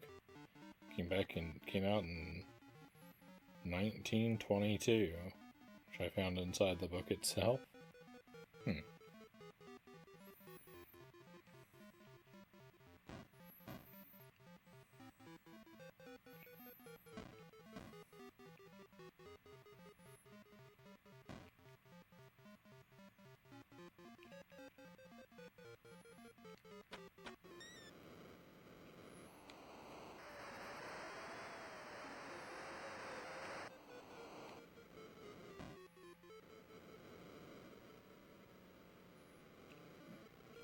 Can't say that I've heard of that particular book before.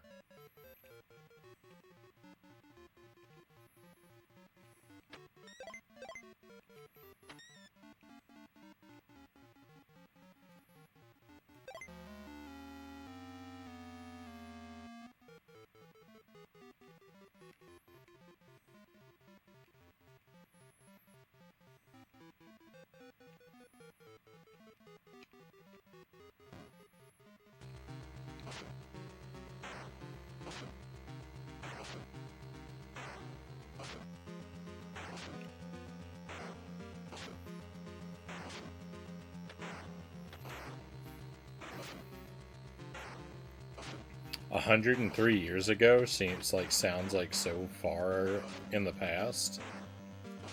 103 years ago sounds like further in the past than 1922 to me. Like, you say 103 years, I'm like, wow, that's really old. You say 1922, and I'm like, well, it's not that old.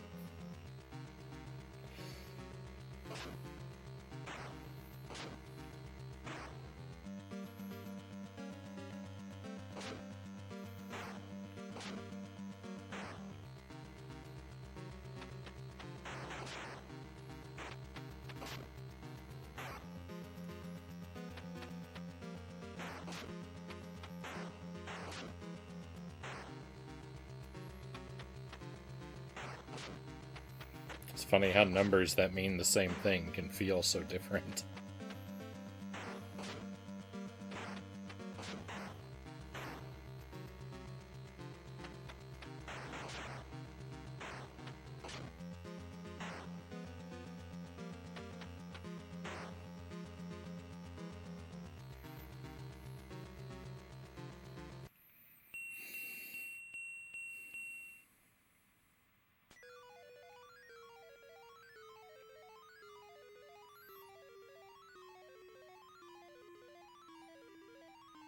It's funny how he can hold so many daggers. Where does he keep them all?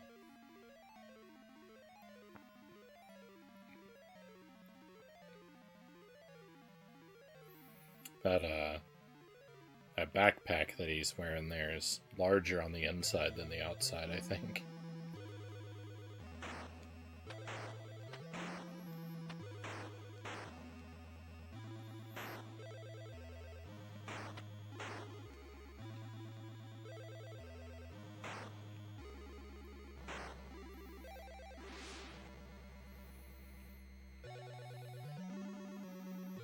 Must be expensive.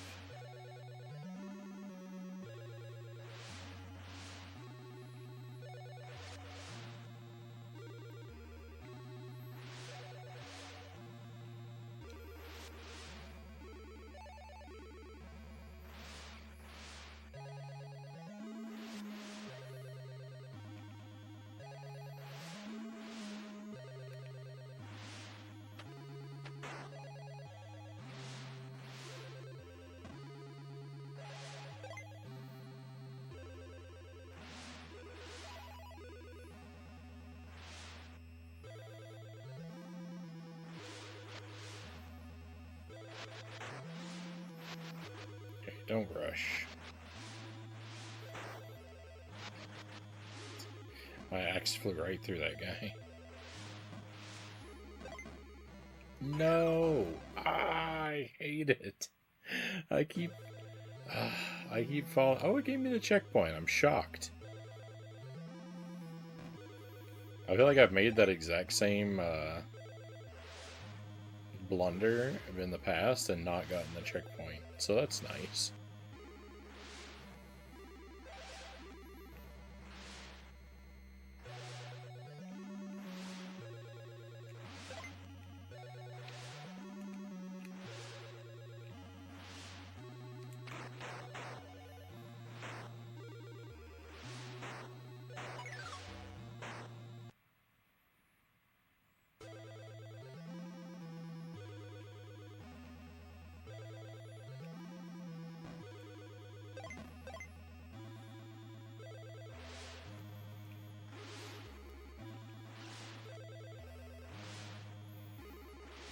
Arrows are expensive enough, full-blown iron or steel daggers.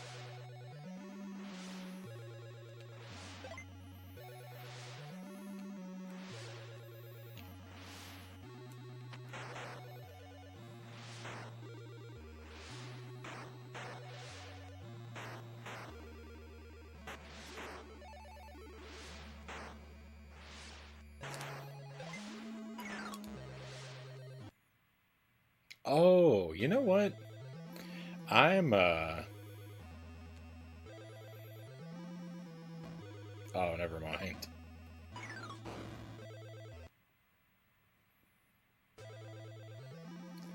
I was gonna say I'm being too cautious, but you know what? I'm not, because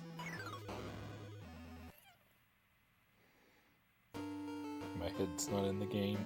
I was gonna say, oh, I can just get that. It doesn't matter. I can just pick up the F, and then if I die, it doesn't matter because I'll keep it. But I won't keep it because they put the dagger at the end of that moving platform. They knew what they were doing. They won't let me. They won't let me take advantage of. I was thinking I didn't have to care if I die getting the F, but I do have to care.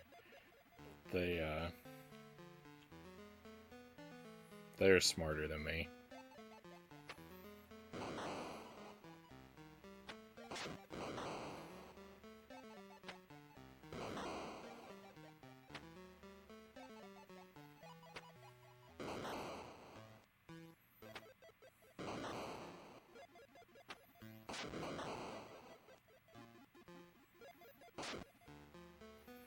Theoretically, I could maybe jump over that D box without collecting it, but in practice, I think it's better to just not die collecting the F.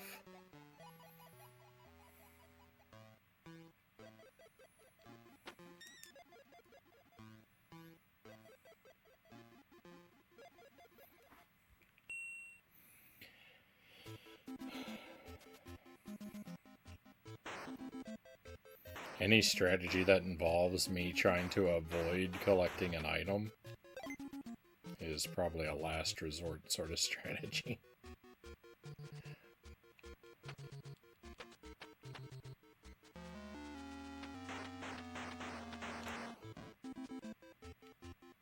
Bogus. I was holding forward, I don't know why he don't jump straight up.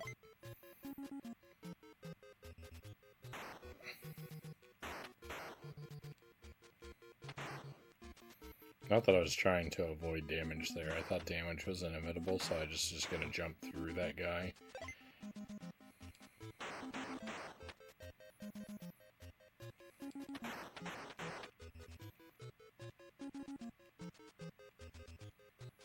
And try and pick up the E while I was at it, like in one motion, but... Oh no, I paused. It didn't matter.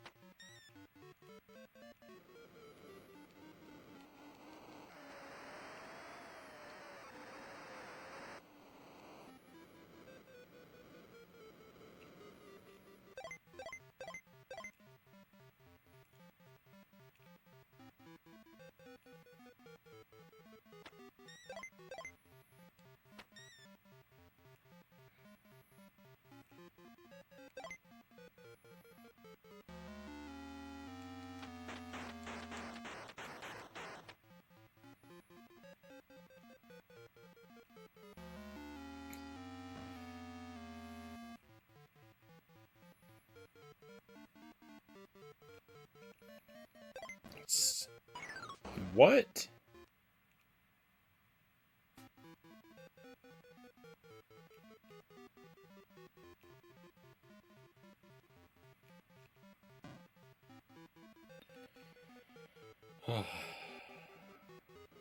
All my momentum gone for no reason.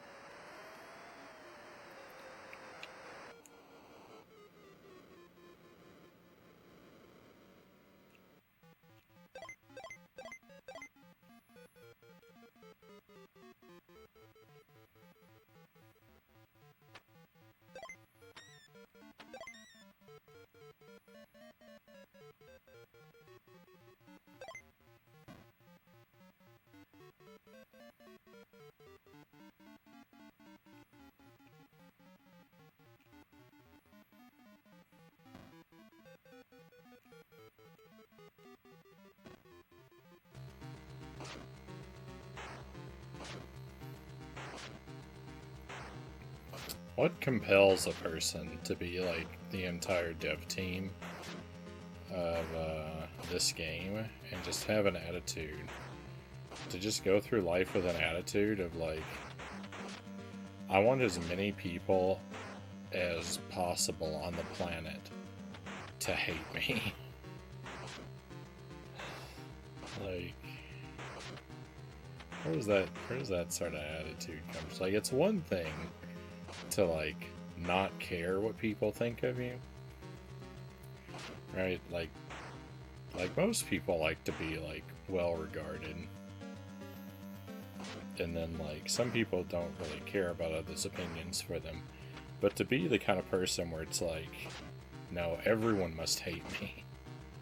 I won't be happy until everyone on the planet hates me. Like, how do you become the kind of person that makes a game like this?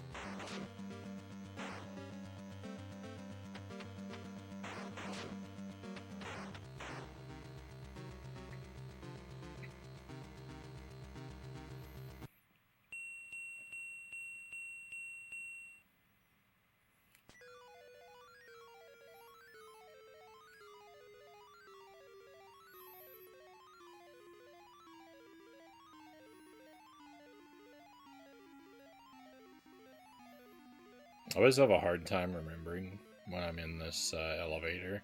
I always have a hard time remembering which spot I'm supposed to jump off at, just because, like, I'm constantly forgetting, like, oh, is the last boss I fought the guys in the mine carts or the snakes? I can never remember. Because I'm constantly repeating the game over and over again so much that I forget which part I just repeated most recently. My whole, like, all the time that I spend playing this, like, condenses into one blob. One ugly time blob. And then it's hard to pick out, like, which events are closest to me when I look at the blob.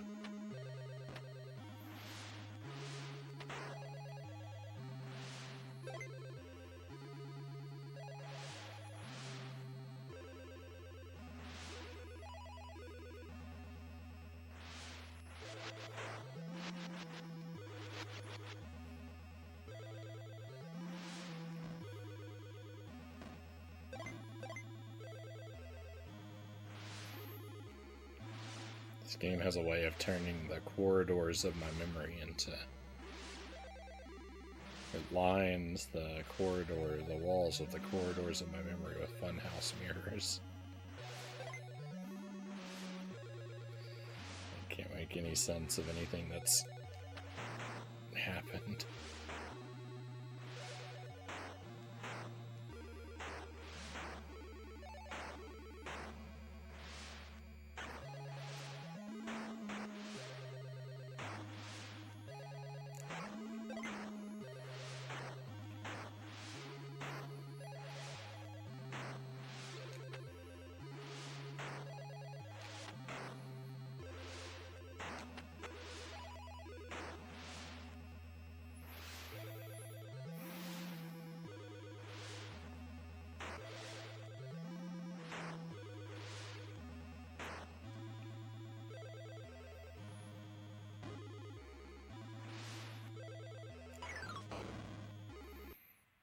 I was scared of that thing sneaking up on me. Hey, Zergling, welcome in.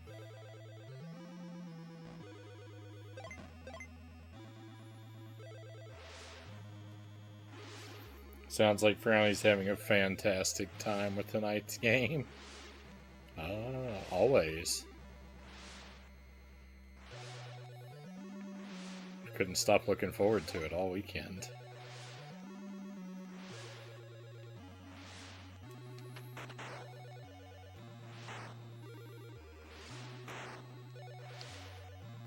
Oops.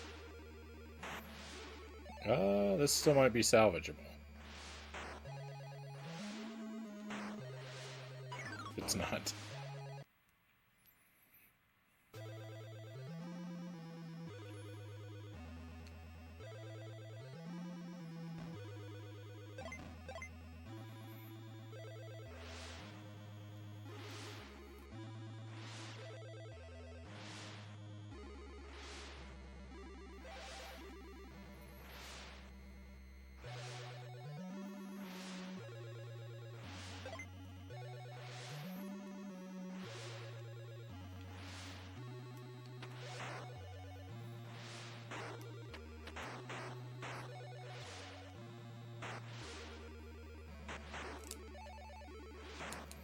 Why am I not getting my full jump?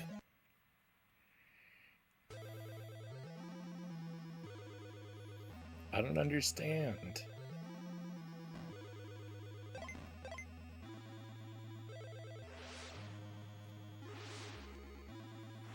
I'm doing everything right and I'm getting the wrong results.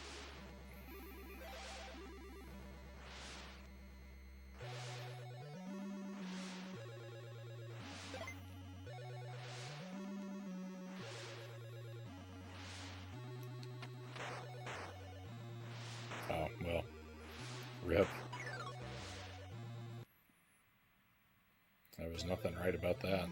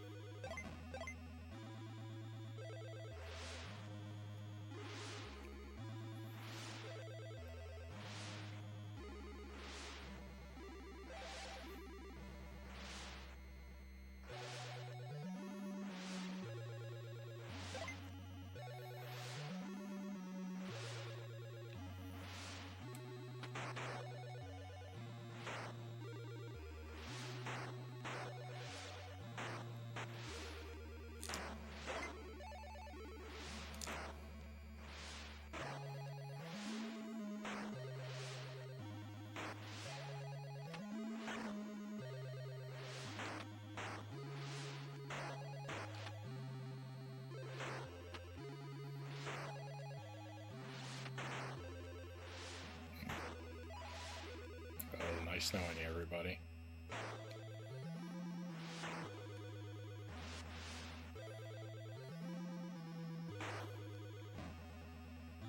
God, miraculous that I made it through there. Nothing short of miraculous.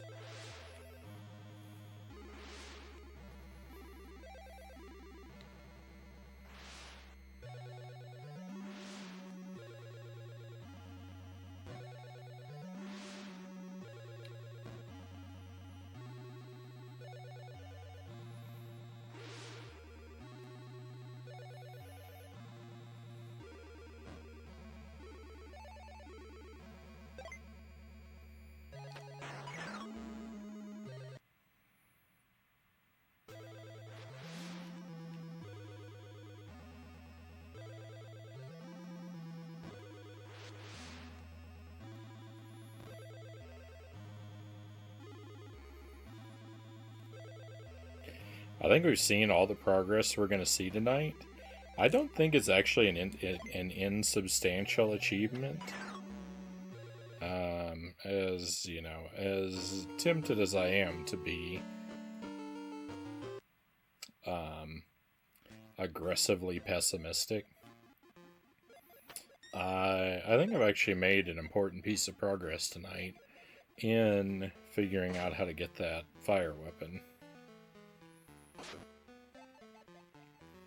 I may never be able to put it to use for any noble purpose, but I think in a metagame sort of way that I've made progress.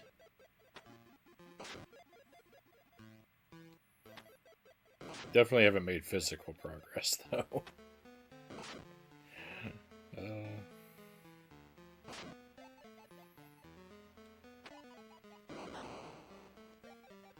It's as far as I'm gonna get tonight. I've got to call something a victory.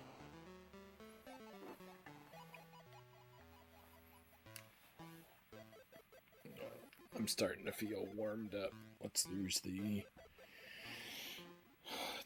beanie for now.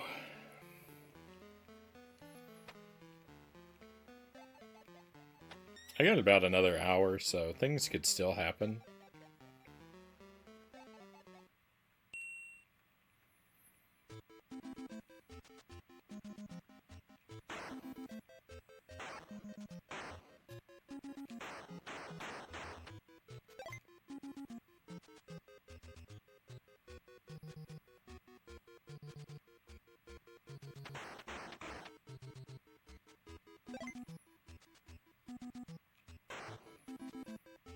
But I've got one chicken hatched at this point, so there's no sense in, like,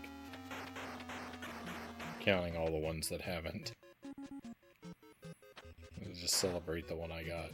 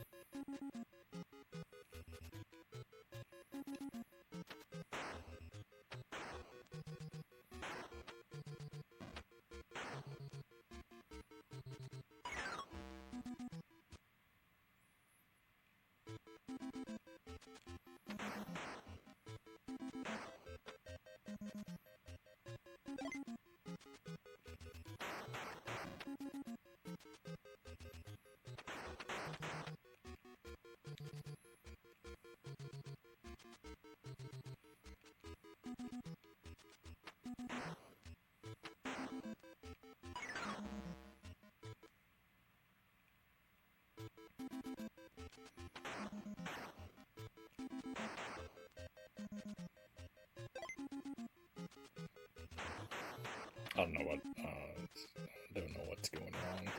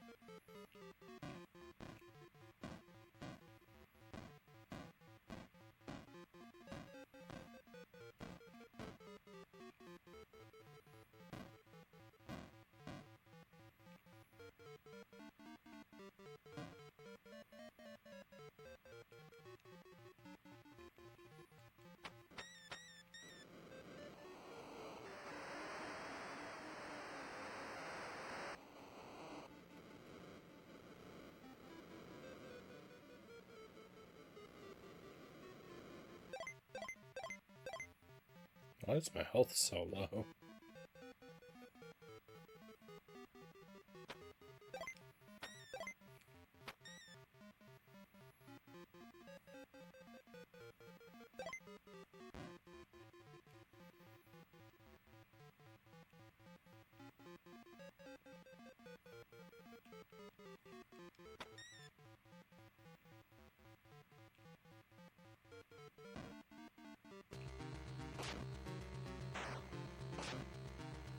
Don't believe that I've sustained as much damage as the game is claiming.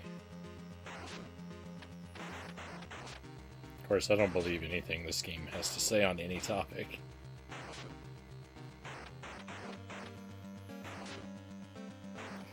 If this game told me it was a sunny day outside, I would carry an umbrella.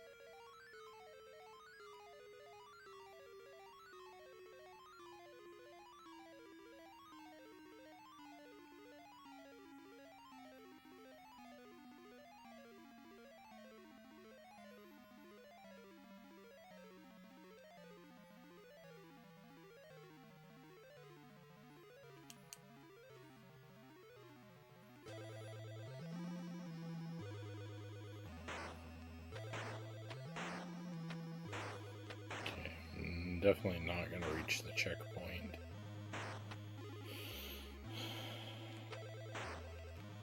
But we can at least, you know, get more practice, I guess, at the earlier part of the room. I've only done it 40,000 times. But, you know, 40,001 will really make a difference on my skill level.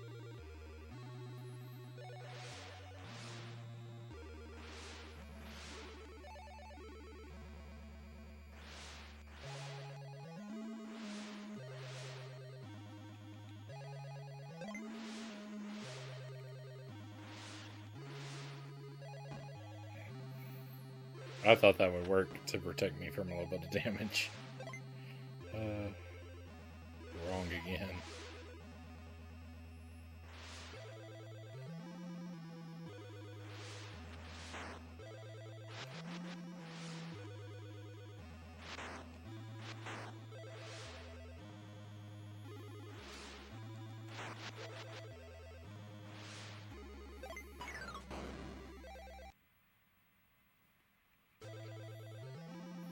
I got the checkpoint. I don't believe it.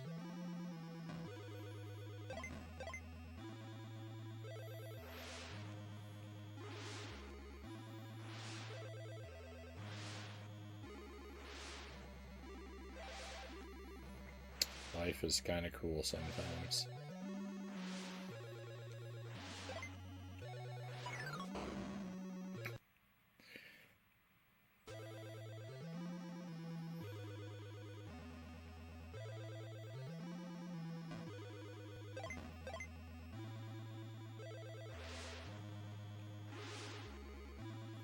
I never learned my lesson. Whenever something good happens, like, the thing is don't talk about it. Don't let the game hear you're happy.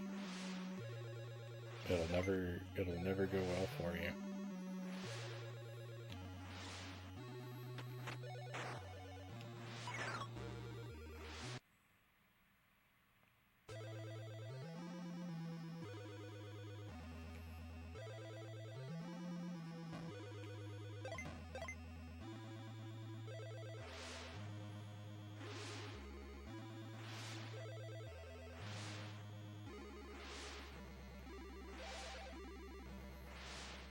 I usually don't take that risk to try and challenge that guy. I don't know what motivated me to do it that time.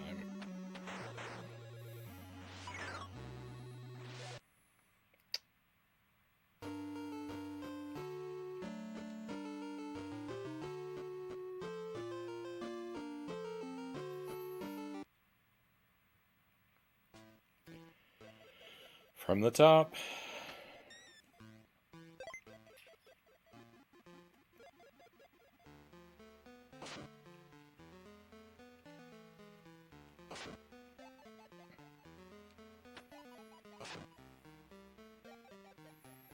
Frownie loves this game.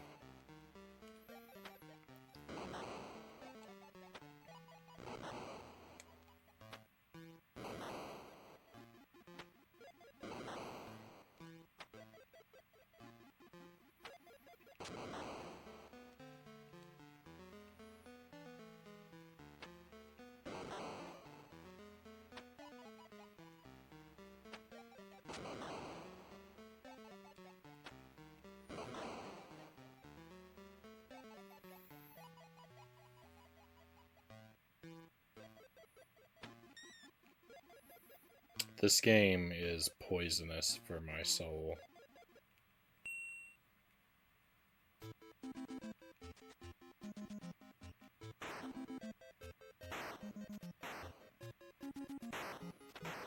I found out the note was from the 1990s, so that's a big difference between 1990 and 1922.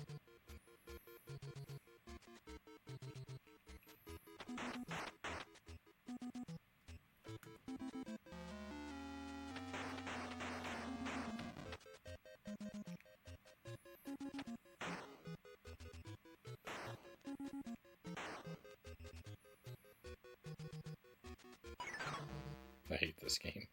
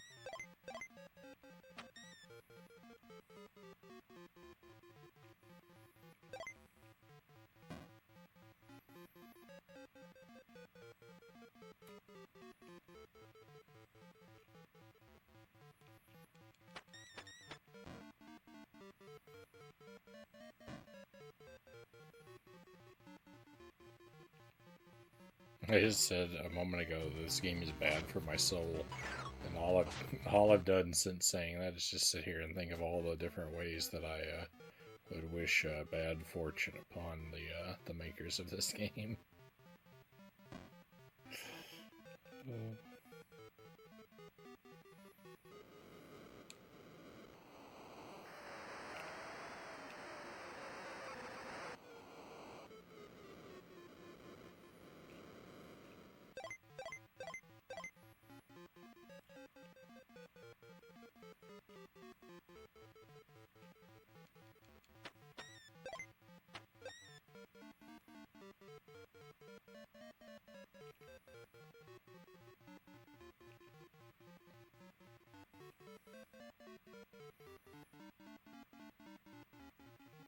I was trying to think of something lighthearted to say, as I often do, but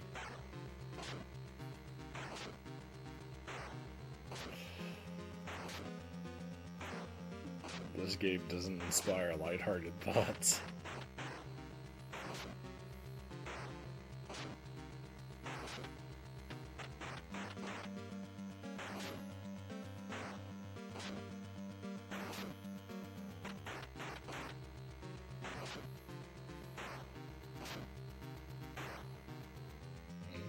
Open up a new Scooby-Doo themed roller coaster.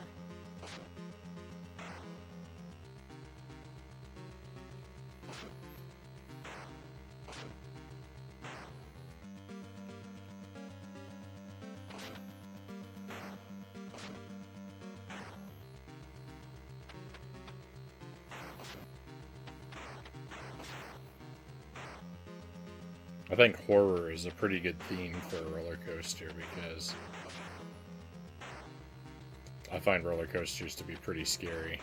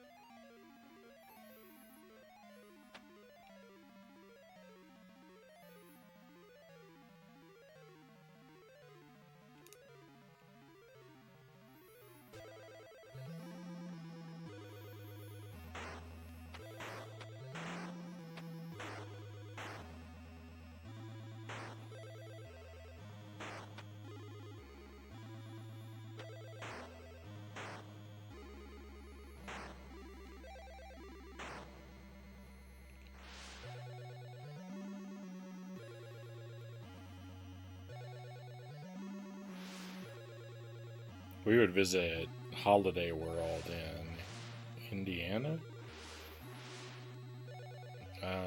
Sometimes in the summer when I was a kid. And they didn't have a lot of roller coasters. They had two. They were they were wooden roller coasters.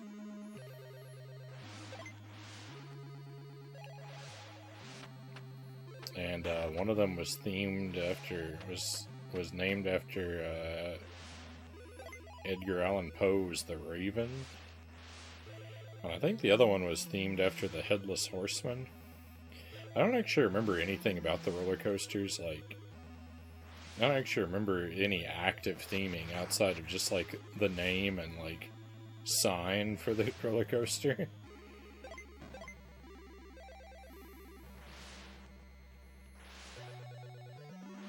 And just the general horror of this thing's made of wood. I wonder if it's gonna fall apart while I'm riding it.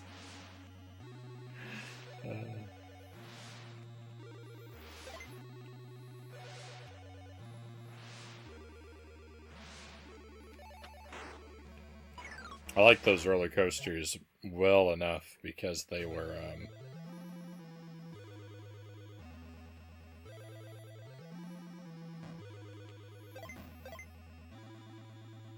tame enough for me to handle.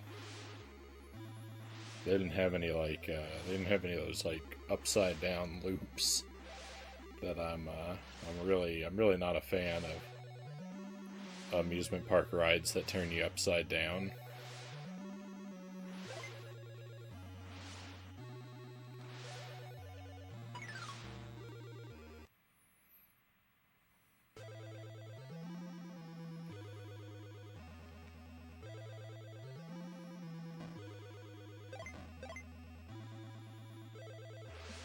knocking at my door. Yeah. Once upon a midnight jury, while I pondered, weak and weary, over many a quaint and curious volume of forgotten lore. Something like that. I used to have that poem memorized. It's really long.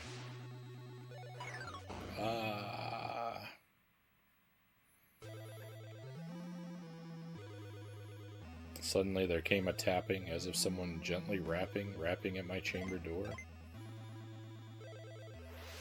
"'Tis some visitor," I muttered, rapping at my chamber door. Only this and nothing more.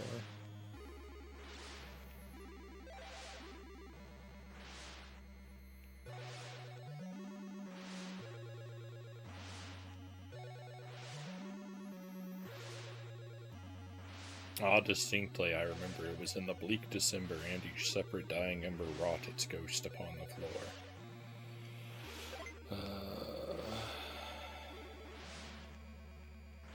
It's getting real hazy. I did better than I thought I would.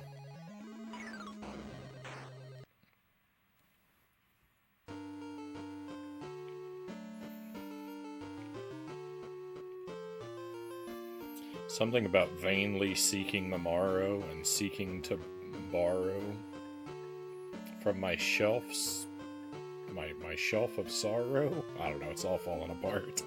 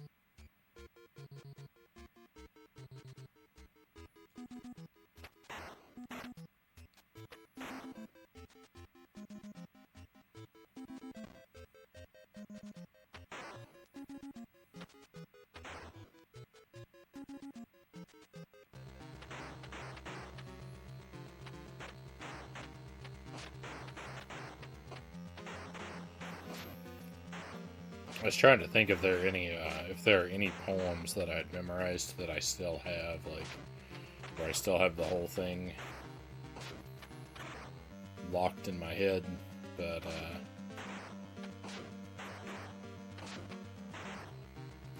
I'm coming up empty. I have a lot of songs memorized.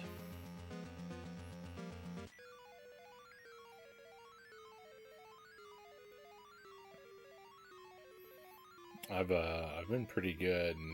I'm generally pretty good about memorizing song lyrics for things that I like to play on my guitar.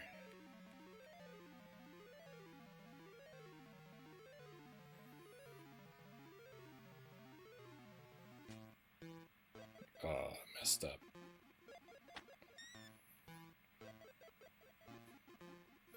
See what I was saying a moment ago about how, well, it was a long moment ago now, but about how I never remember if I fought the snakes or the minecart guys most recently. Well, now I've messed up.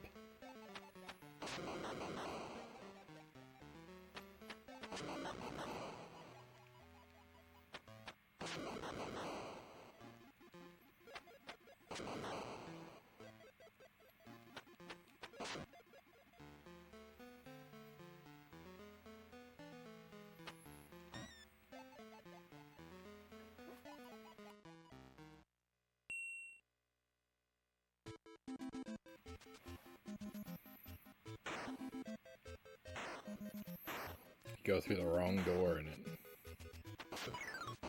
Great.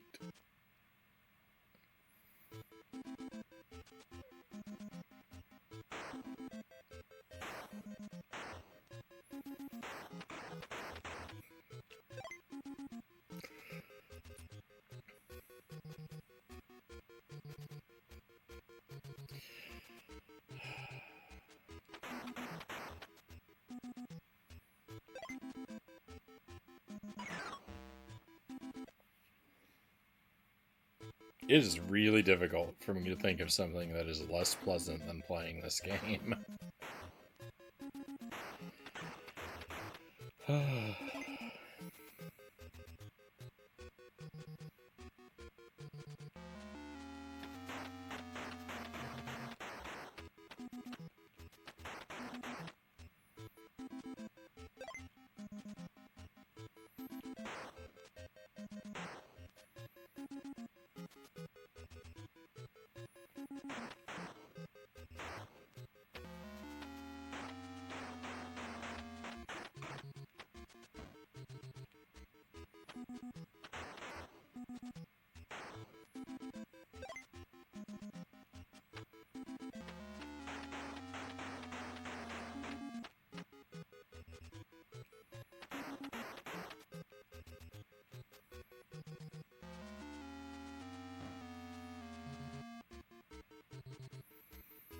I don't know who it was. I don't know who it was that decided that Lizard King needs to spawn every 4 seconds while I'm just trying to walk through the level.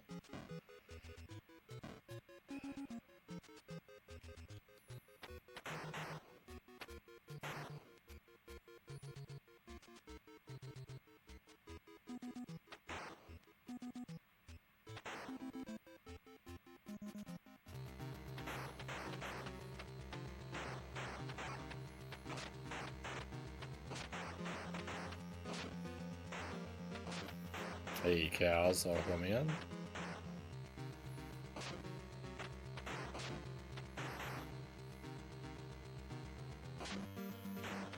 Hope you're doing well tonight.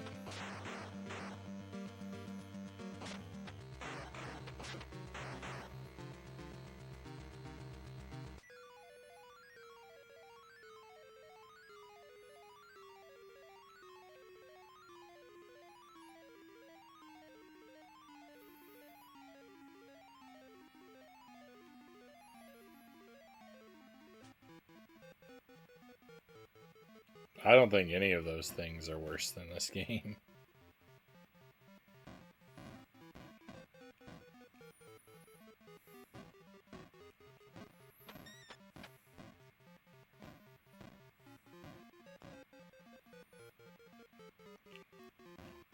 I'd file my taxes twice a year if it would just mean I could be done with this game.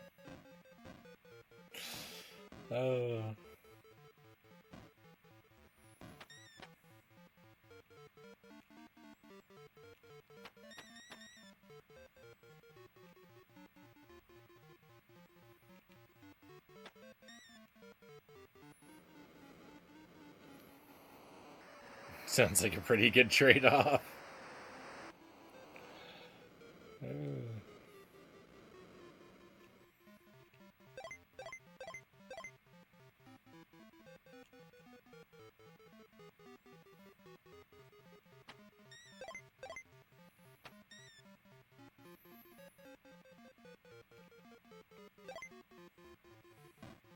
They gave Don Bluth a sack of money for this game. I feel like he owes me some of that personally. It's definitely his fault that I've done this to myself.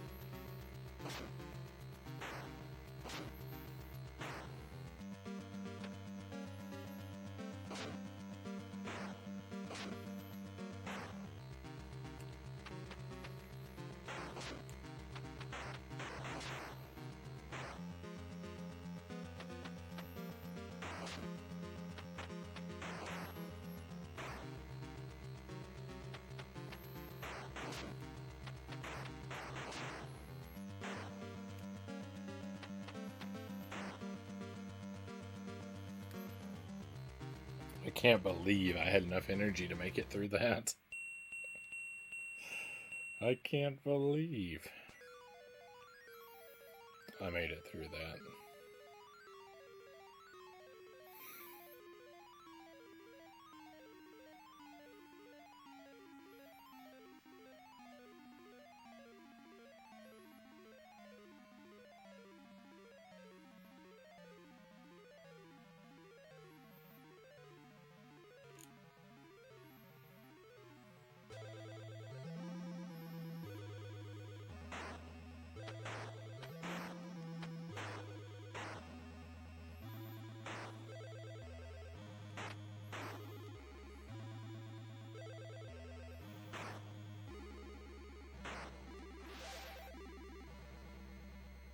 This guy jumps in slow motion. He does everything in slow motion. Everything except cause me pain.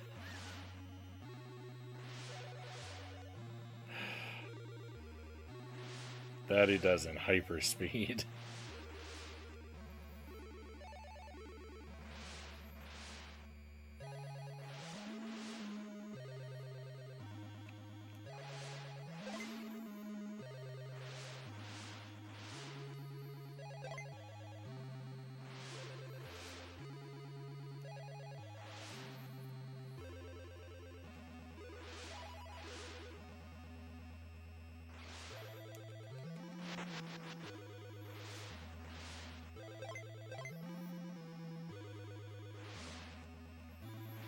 How did I make it this far on that little energy?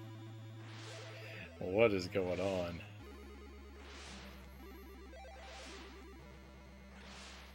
Don't let any of that fool you into imagining that I have any idea what I'm doing.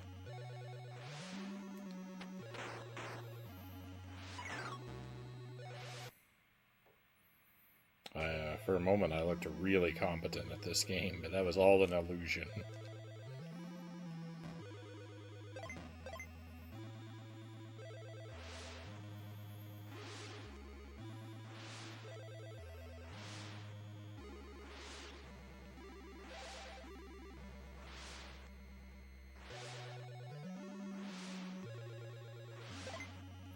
Yeah, I can't explain what happened there. I can't explain why it looked like I was doing well.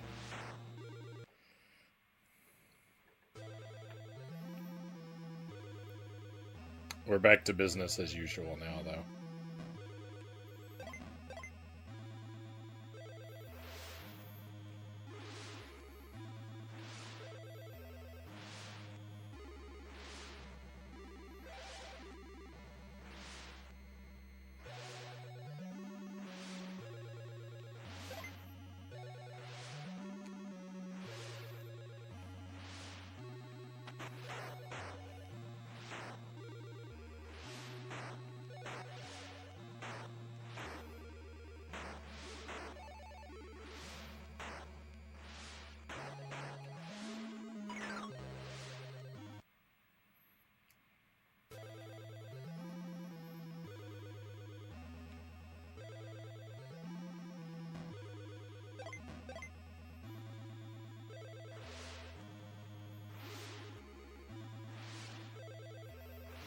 The walls look like they taste like blueberry nerds.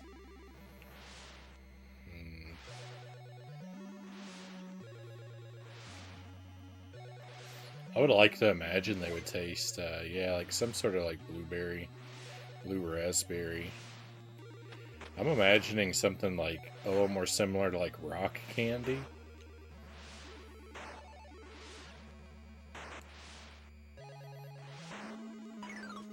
I don't think I've had rock candy in like 27 years.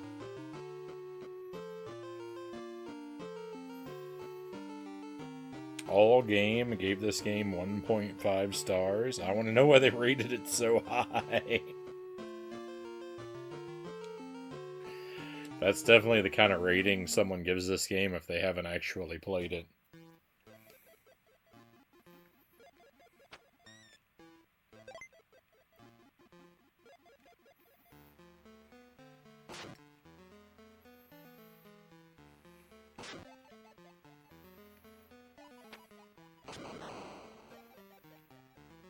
Rock candy sounds like a mean trick. Oh no.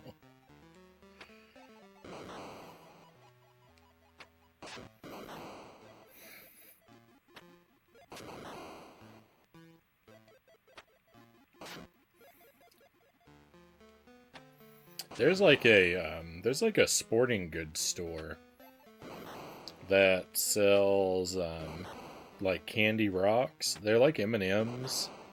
They're like chocolate candy with a candy coating, but they look like they're all odd shapes and colors, but they look like gravel.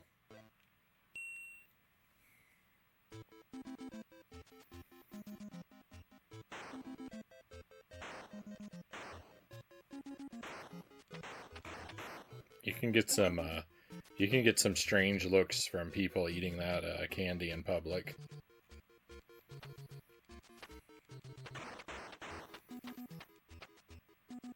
Sounds useful for making those fancy cakes.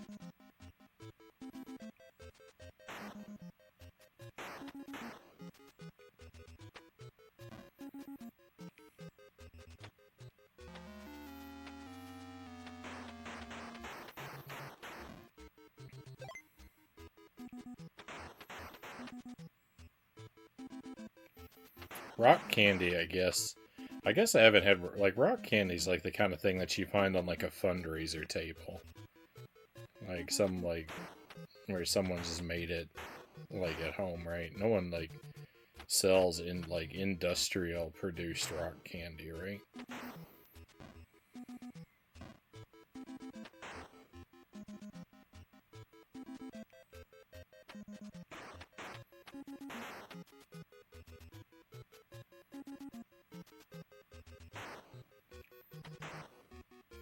Seen it at theme parks and candy shops? Okay, fair enough.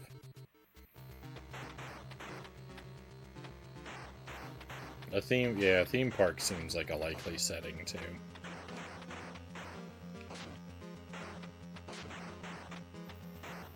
I was gonna compare it to Rice Krispie treats, but there are industrial produced, like, official Rice Krispie treats. So that would have been a failed comparison. Hey, Subject Omega, welcome in. Still chipping away at this one? No real progress. I haven't made it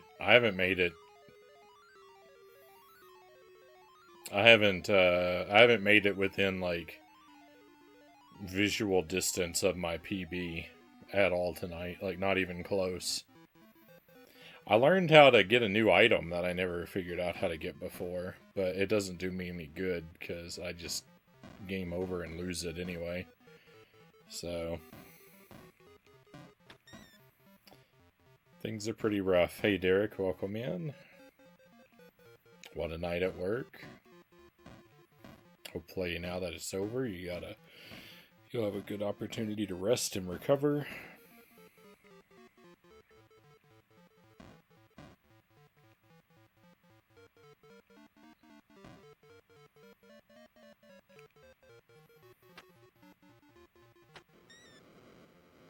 I think the only time I ever had it was at a museum gift shop at the end of a museum. Oh no. At the end of a gem museum? That wasn't rock candy cows. Hate to tell you. You consumed $700 worth of precious minerals.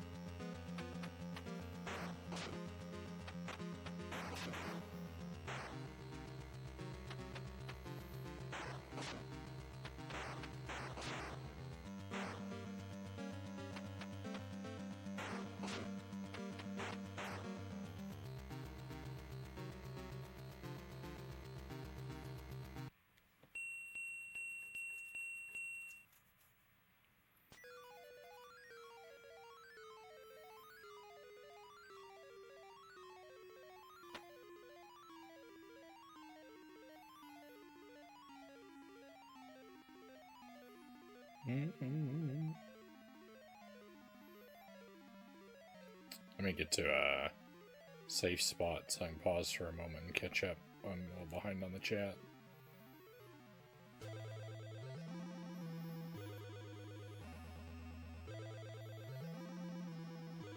I think it's paused.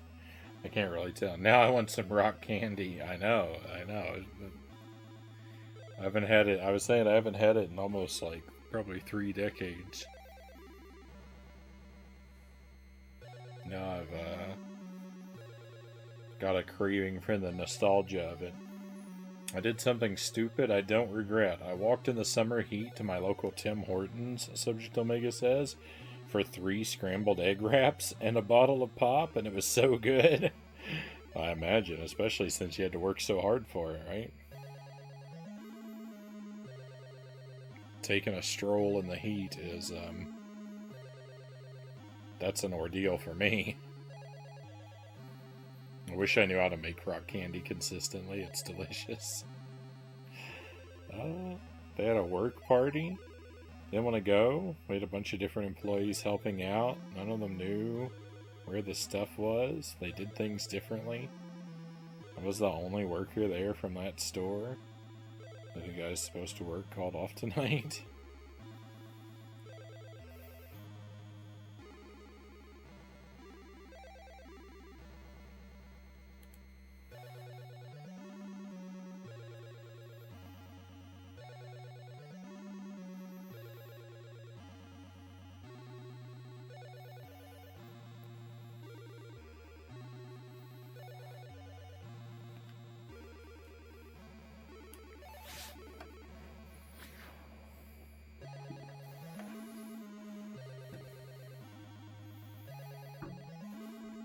I don't know why, the talk of museum gift shops, I guess, made me think.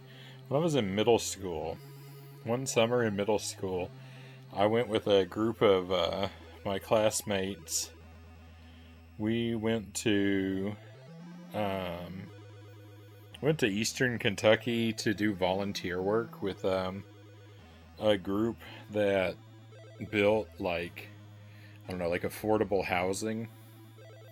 Worked on housing projects, like clearing away debris from demolished demolished homes and putting up sheetrock and laying concrete for foundation. A lot of hard work. But the group that was like the organizers for it or whatever, like they planned different things for us in the evenings for like entertainment as like a reward for like doing hard work or whatever. And there was some sort of coal mine, like a museum dedicated. I think it was a museum dedicated to the history of like coal mining in Kentucky, and they had a band perform for us that did like kind of like folk music, and me and one of my buddies like had gone together. And we were both really into it. We thought they did a great job, and they said something. They said during the toward the end of their set or whatever, they said that they had they recorded they put together their first CD, and they said, so we've got lots of copies of that out front. You can get yourself one on the way out. And so afterwards, like, you know, they had the table set up and there's a bunch of people gathered around, and, you know, I like the music, so I went over and I picked up one of their CDs and I was looking at it and I was like, right on. This would be a great souvenir. And then I just walked off with it. And I only found out several hours later that they were actually charging money for those CDs. And I just walked off and kept one. And no one stopped me. But I only found out that you were supposed to pay for them because my buddy also got one, and another person in our group saw that he'd gotten one of them, and they were kind of making fun of him for it because I guess they thought the music was corny or whatever. But they were like, I can't believe you got one of those. How much did you pay for that? And he was like, $20. And they're like, how much? He said, $20? And I was overhearing this conversation. I was like, uh-oh. Do I say anything? And then the worst part, I mean, it was way too late to really do anything about it.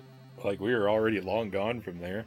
But probably the worst thing about it is in his copy of the CD, the disc itself, when you open it up, his was just plain. The artwork was just a plain green disc with the letters of the band and the title printed on it. And the one that I got, the disc had like an image like screened onto it that was like an artwork of the band members. So it was way cooler. It's like it was like a display copy, I guess. So not only did I steal mine, but I got the better product for it. So I would like to say, you know, as much as I think that crime should be discouraged, I was accidentally rewarded for it. Yeah, I don't remember. I wish I could remember the exact wording, because I blame the band, because the way that they said, they didn't say they had copies of their CD for sale out front. I'm very adamant about that. The wording, the wording that they used didn't actually imply to me that there was a cost involved. Yeah, exactly. There are CDs out front, not that there were CDs for sale out front.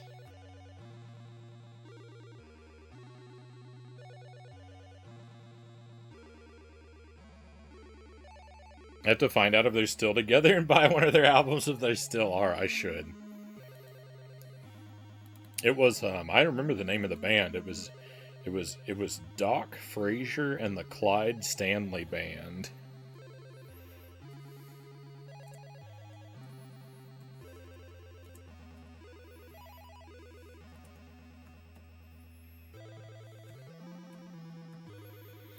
It'd be very interesting to watch me right now to Google them.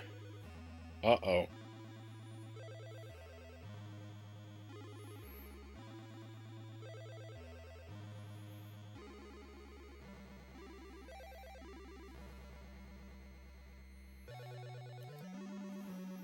Since, you know, I don't share my screen or anything.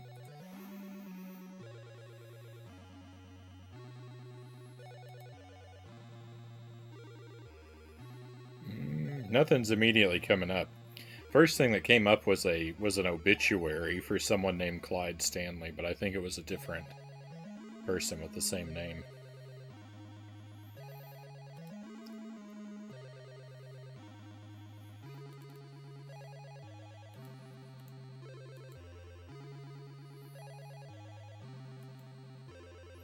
Frownie shopping blind, no instructions.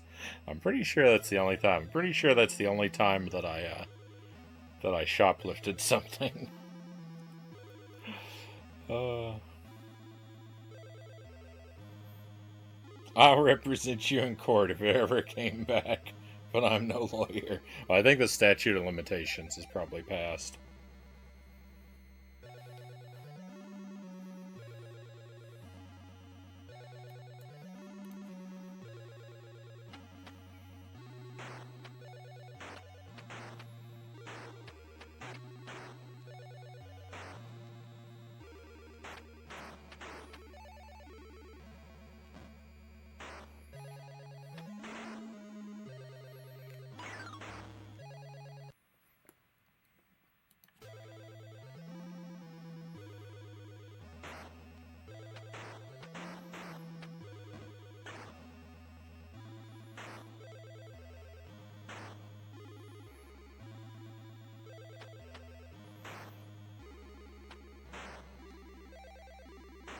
Oh no, I think the game was paused.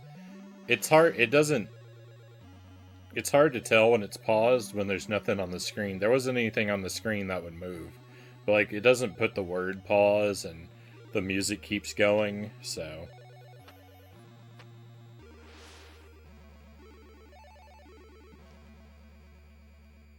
I'm pretty sure I had it paused.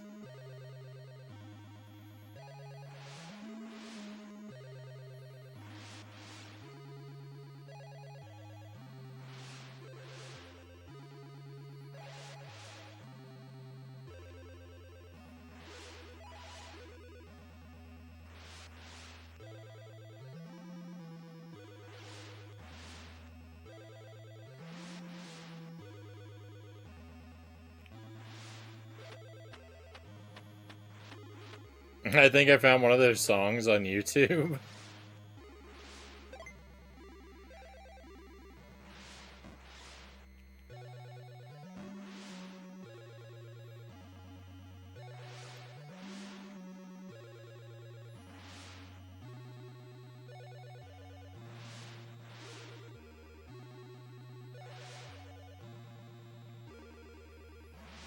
I still have the album. I still have their album somewhere. I dropped it in the music channel. What was the title, Cows? I wanna see if I know it.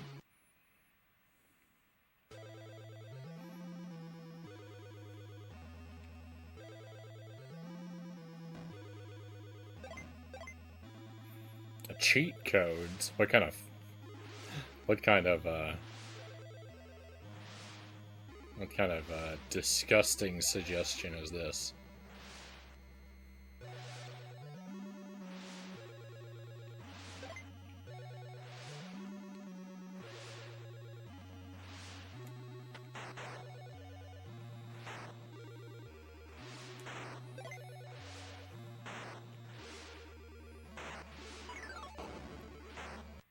Oh, I know that song. The L and N don't stop here anymore. Yeah.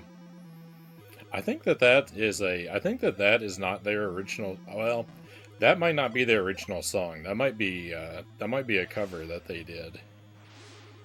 But yeah, I actually know that song really well.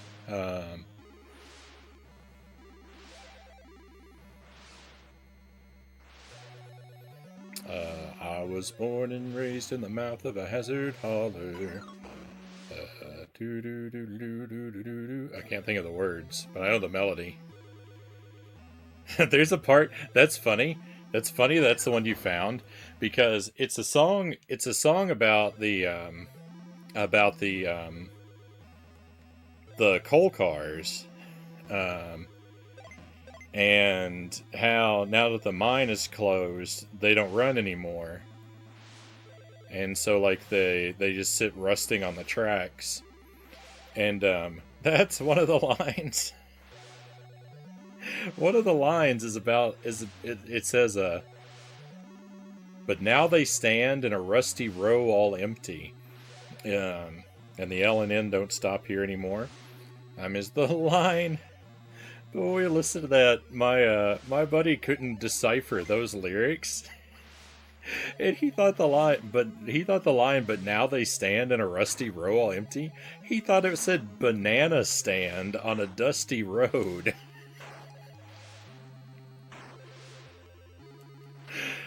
Like, banana stand in eastern Kentucky.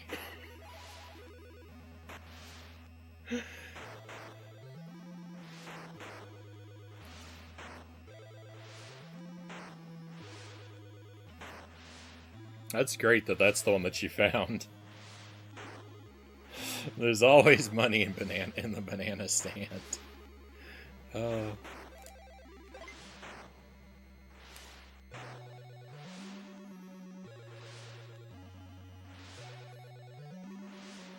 uh,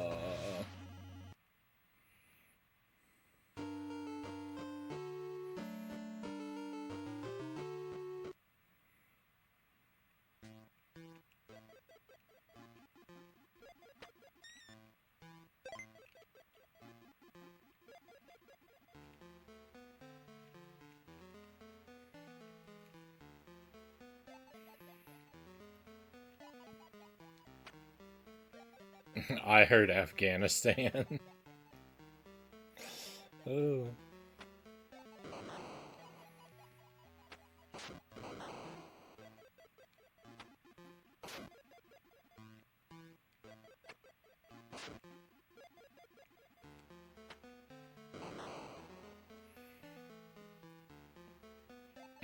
I like that you've been using F as your name because it looks like someone has put a bunch of Fs in chat for this game.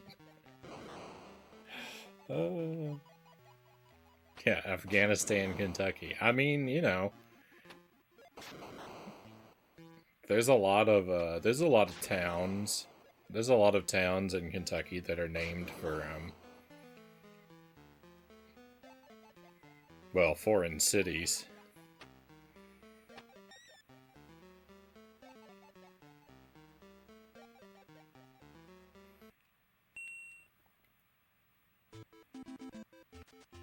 Or, well, that whole sort of area there. Indiana, Illinois.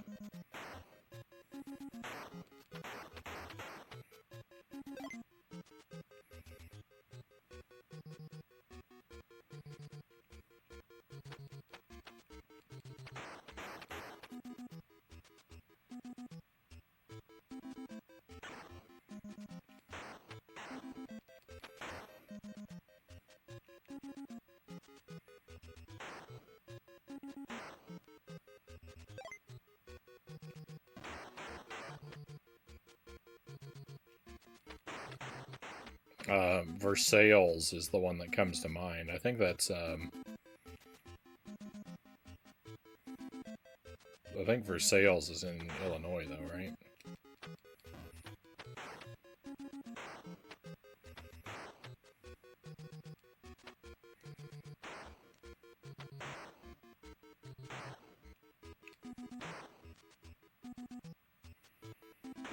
I lived near a Poland, Ohio for a while.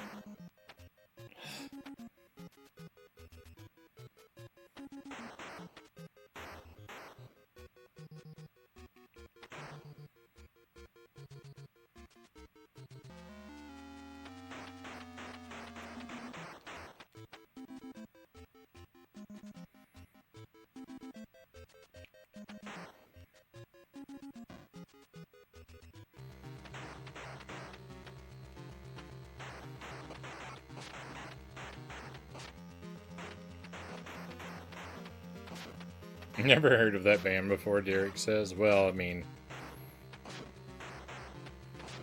I don't think they were. I don't think that they were a huge thing.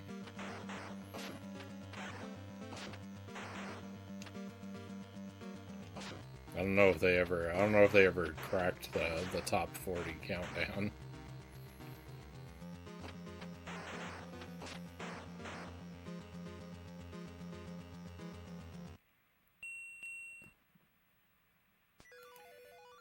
But I liked what they played. I liked what they played when I saw them.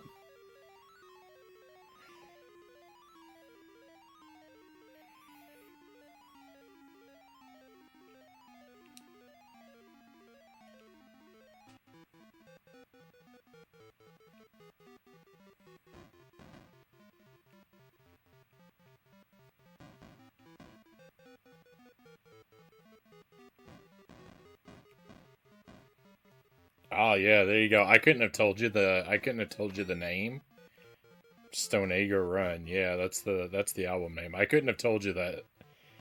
I couldn't have told you that title, but yeah, that's the one. Now that you mention it,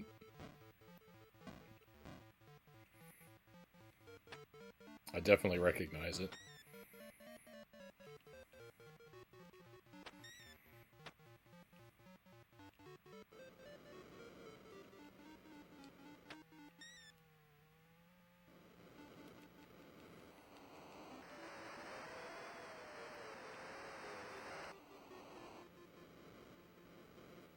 Hey, Duck something, welcome in. Did I say it? Did I put Nintendo 64 in the title? My mistake.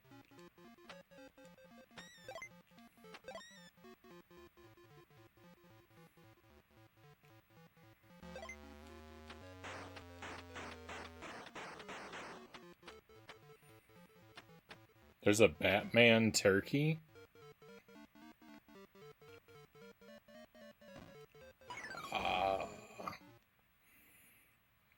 It's actually a province as well.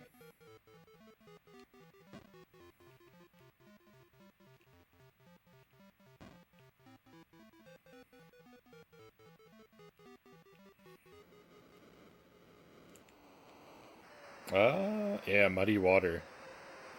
Muddy Waters taking back my home. I remember that song too.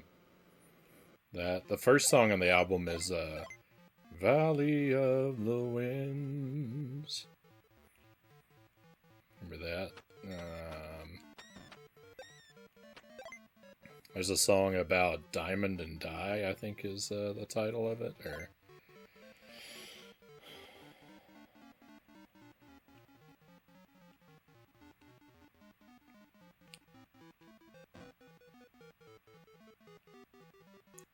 I think it's about a pair of hunting dogs.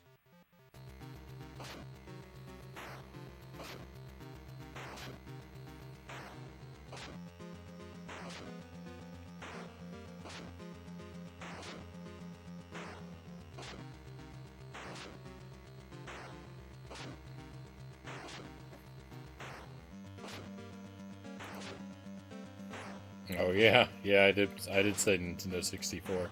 Yeah, I just mistyped. Or what I did was I didn't change that part of the title. Right.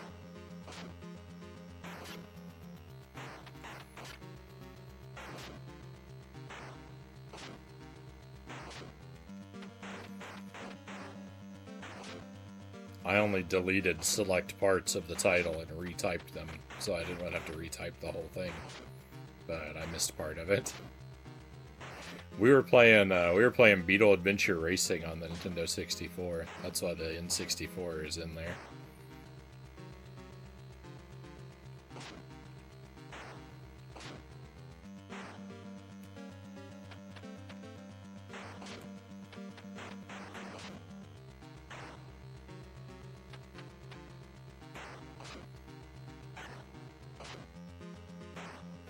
The arcade version of Dragon's Lair isn't really a game, to which Cal says, is this even really a game?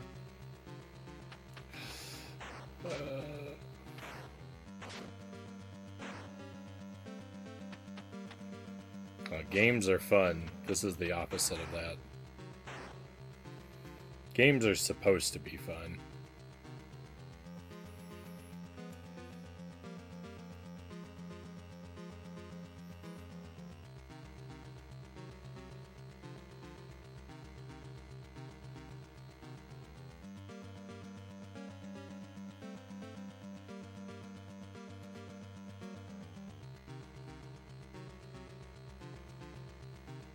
This is the only Dragon's Lair I've worked on so far, Derek. I might play some other ones after this, but this is the only one I've worked on so far. I wonder if a lot of games are actually games, Kusarigama says. You need crazy patience to play this. It's definitely testing my patience, this game.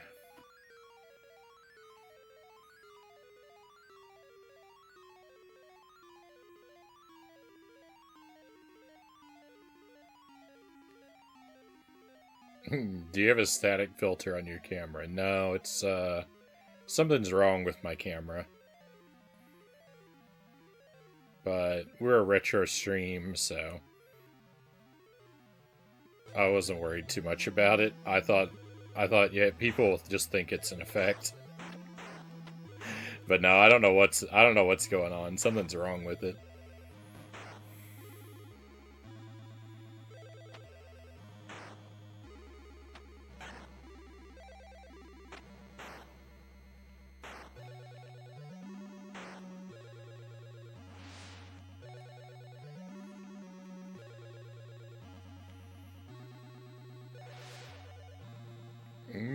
No, I haven't played the Twisted Metal games. I think one of my friends, my buddy in high school had, Twisted Metal on the PlayStation 2. And I might have played a round or two of that with him at some point, but... Because I remember him being into, that. But I haven't played a significant amount. Oh, did I say hello, Buddha Fingers? Welcome in.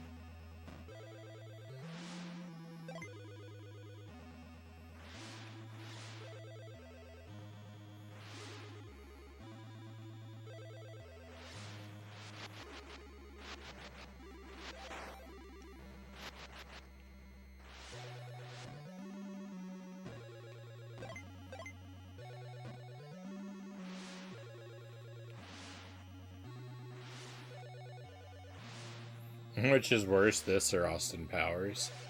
I mean, the thing is, like, I was actually talking about that earlier. The thing about I was saying that, one thing I miss about Dr. Evil Knievel is that at least that game had permanent progress. Because the thing that gets me about this one is nothing I do lasts. No matter what happens, I'm always just going back to the beginning, so I never really make any progress in this game. At least with Dr. Evil Knievel, it would save after every level, so there were parts of it I never had to do again. This game's not like that, so... That's still probably, like, objectively the worst of the two games. But in my current emotional state, it's easier to hate this game more right now because I'm still playing it.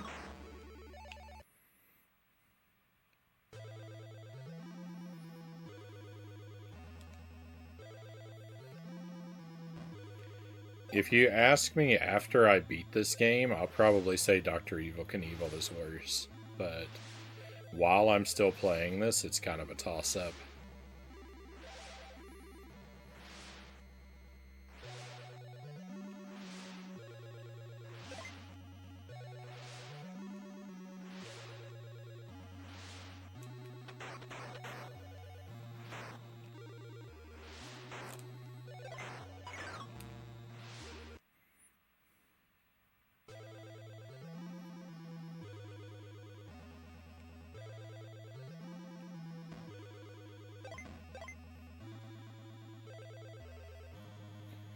There's nothing wrong with your camera, Frownie. It's always been like that, and it's always gonna be. I can say that with some inside authority. It hasn't always been fuzzy like this, right?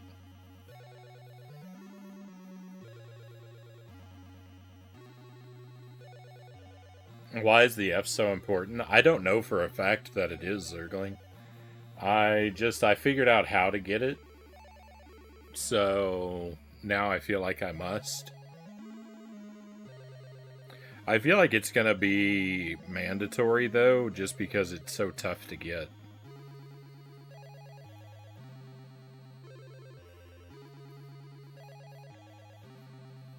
I was mad I bought the PC version back in the day.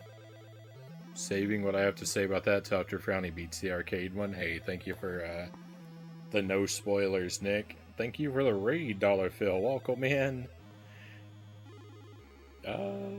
Great to have you here. It's been a while. I've been looking for you, but I don't know just if you're streaming earlier or what. I've been hoping to try and catch one of your streams, but it's been a while. Hope you've been doing all right. If you want to share some of what you've been up to, we'd love to hear what you've been playing lately. Last I saw, you were fishing with that Pro Bass Fisher. What, I don't know what the title of it was on the Super Nintendo. I think. I'm gonna eat some non-dairy ice cream. Enjoy Duck something. It's as good as a camera that old can be, I think, Buddhafinger says. Yeah, so, I mean, I think this camera is, I think I got it, like, 5 years ago. I don't know how old it was when I bought it.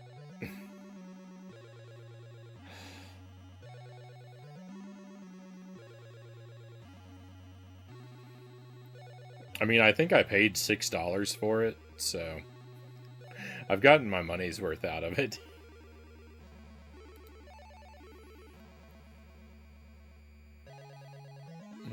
I thought Dr. Evil looked painful and torturous, Derek says. You're not wrong. That game 100% was. It's cool looking. I thought it was intentional, like an 80s camera, very appropriate. Yeah, I mean that's why I'm not mad about the static. Is because yeah, it kind of fits the vibe anyway, so I'm not upset that it's all staticky. I just pretend like it's on purpose now.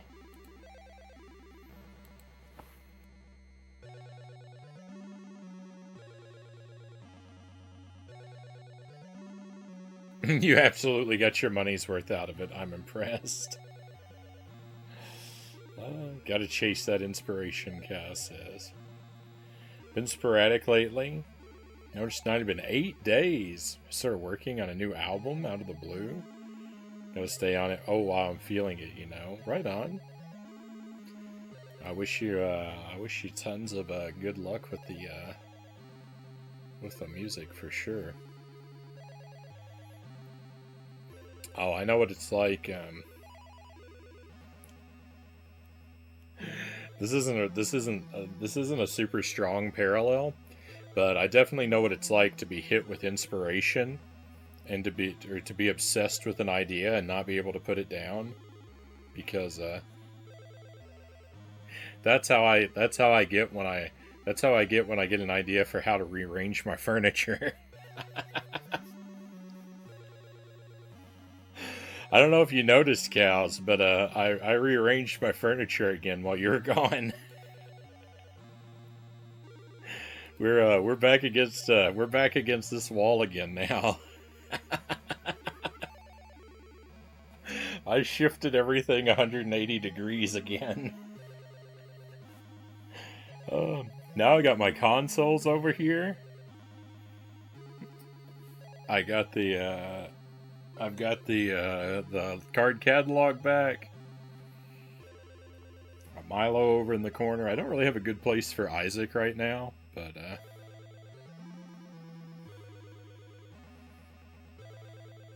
we'll figure out somewhere to put him.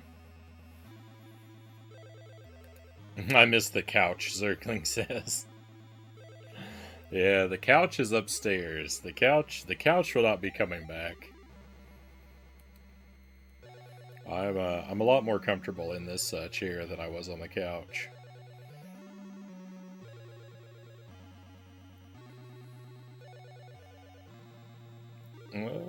I'm trying to minimize the loss at least, Dollarfield says. Let me get my big head out of the way.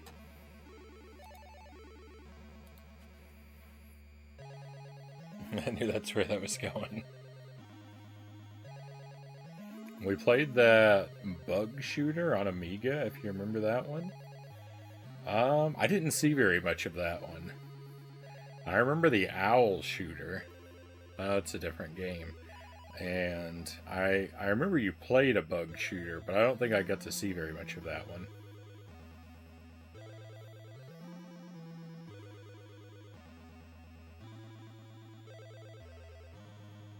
Replace all chairs with couches.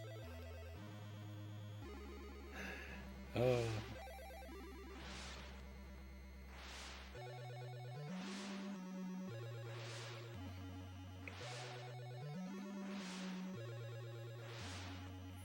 I did like, so the thing that I did like about the couch that I was able to have Isaac next to me in the passenger seat with the couch.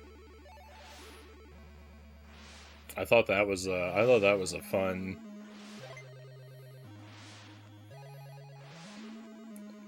benefit of the couch, but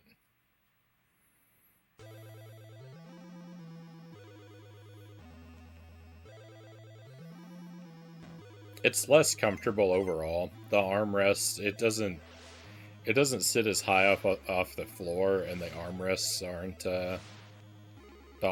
are much lower on the couch, so the chair is definitely more comfortable.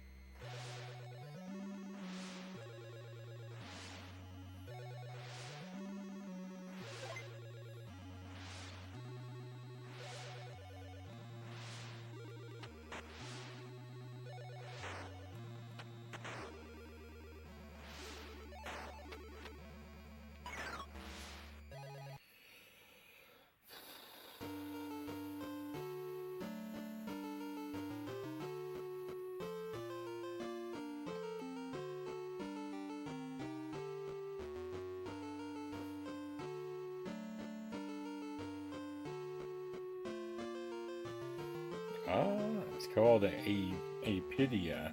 It's pretty cool, but really hard. The story of it's nuts, though. I don't generally care much for story in games, especially a shooter.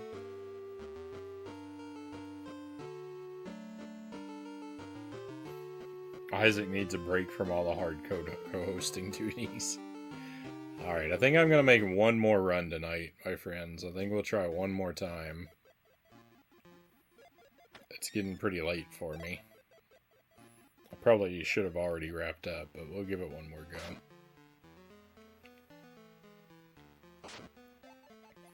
I'm going to try and stream about the same time tomorrow and Thursday this week.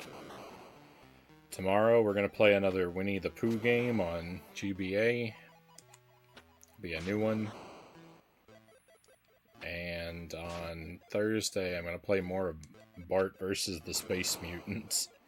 See if I make any progress in that game. Right now, the NES is no good for me, because I got Simpsons and I got Dragon's Lair, and I can't make progress in either one.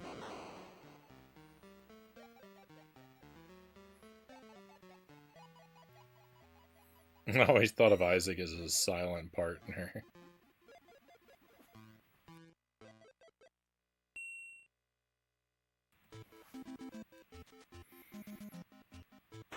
I think the next one is called Winnie the Pooh's Rumbly Tumbly Adventure, something like that.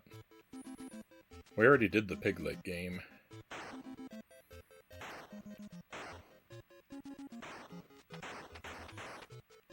And I don't think the Tigger game has a GBA version.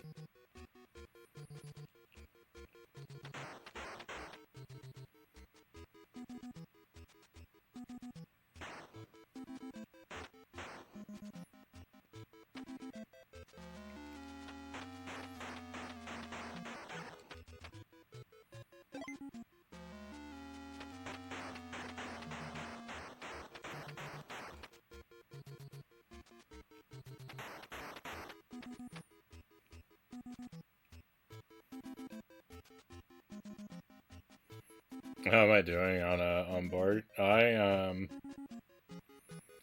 I made it to level 2. I did beat level 1. But there's no continues, so I have to do level 1 over and over and over again.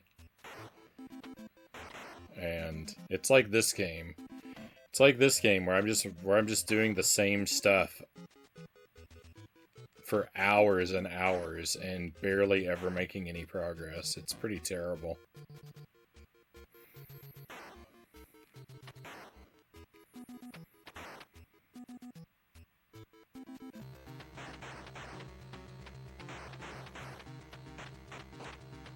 They're very playing through Bart versus the Space Mutants and playing through Dragon's Lair so far are very similar experiences. It takes forever to figure out how to do anything, and then it never leads to any progress anyway because I'm always game overing back to the very start.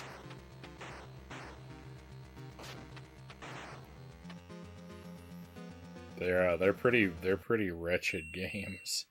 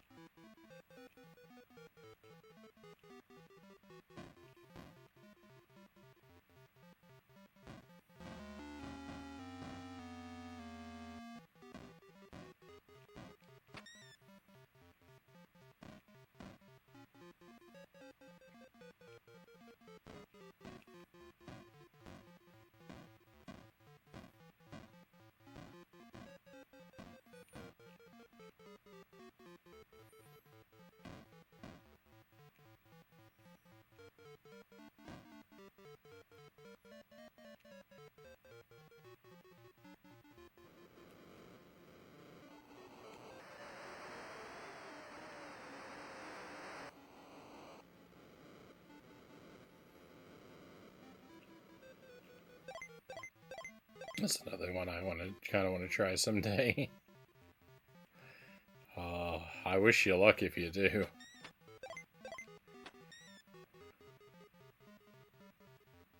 I hope it goes better. I hope it goes better for you than it's gone for me. I just can't seem to get my act together.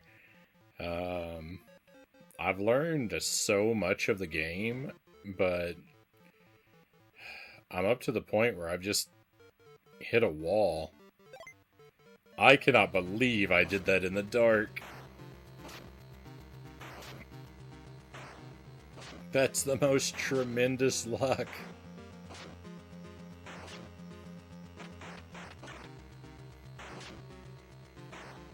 I just completely guessed where the platform was. Oh.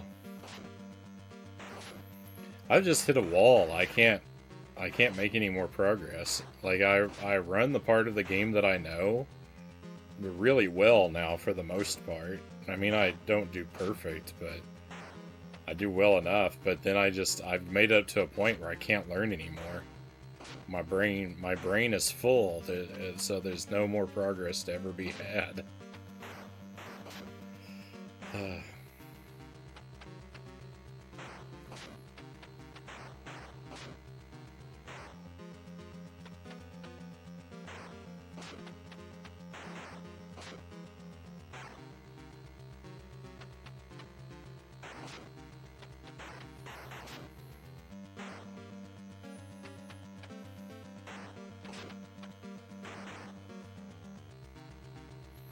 The more of this game I see, the more I think that Chakan is not that bad. At least design-wise.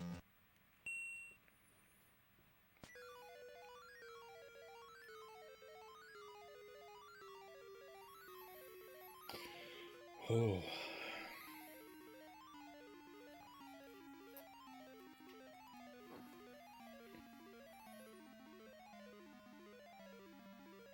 What happens when your brain is full? Do you use the drain plug?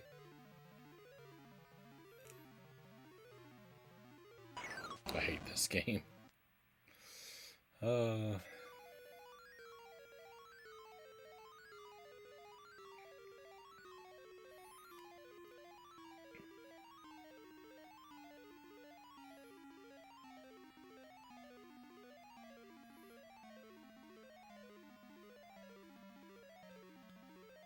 I used to love Itchy and Scratchy on SNES. That game's a lot of fun, Derek says.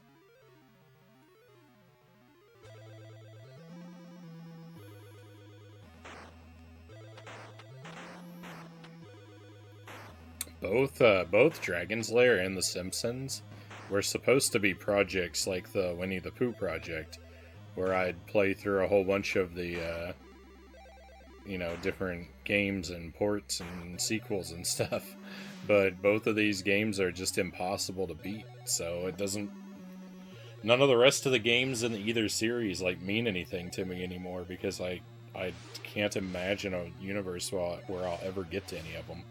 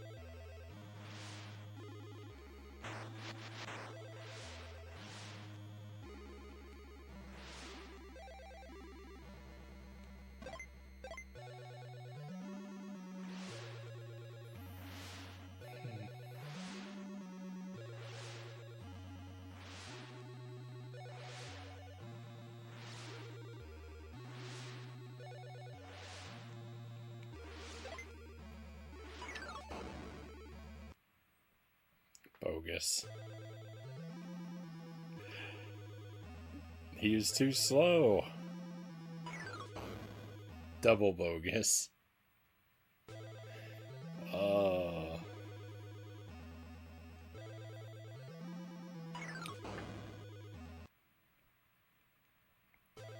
That last one was probably my fault. I don't think the first two deaths are my fault, but I think the third one pretty inarguably was. Great.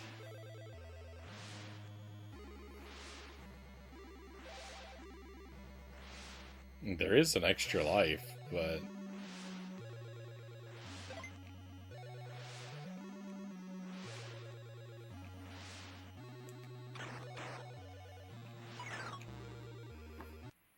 none of it mattered.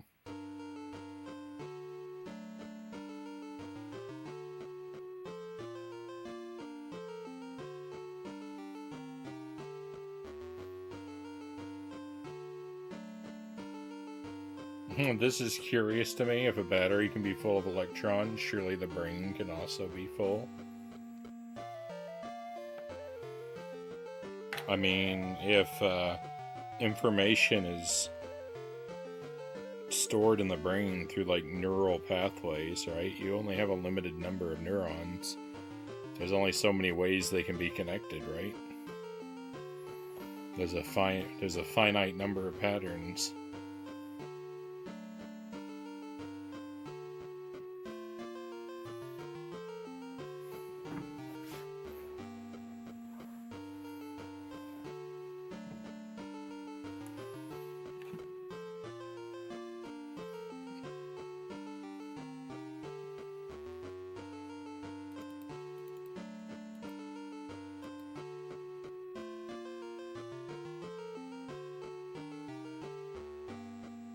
With the theory is we throw so much of it, it's never full, or my brain, we throw away so much of it's never full, or my brain would be stuffed with untold hours of watching the road as I drive.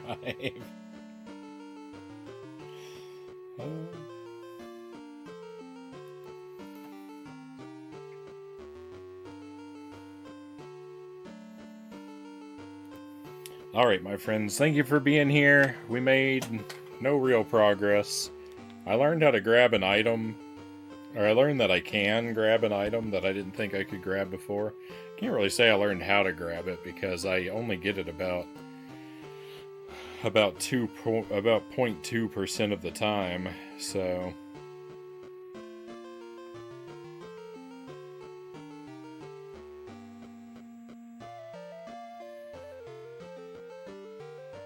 it's still kind of just as useless to me as ever.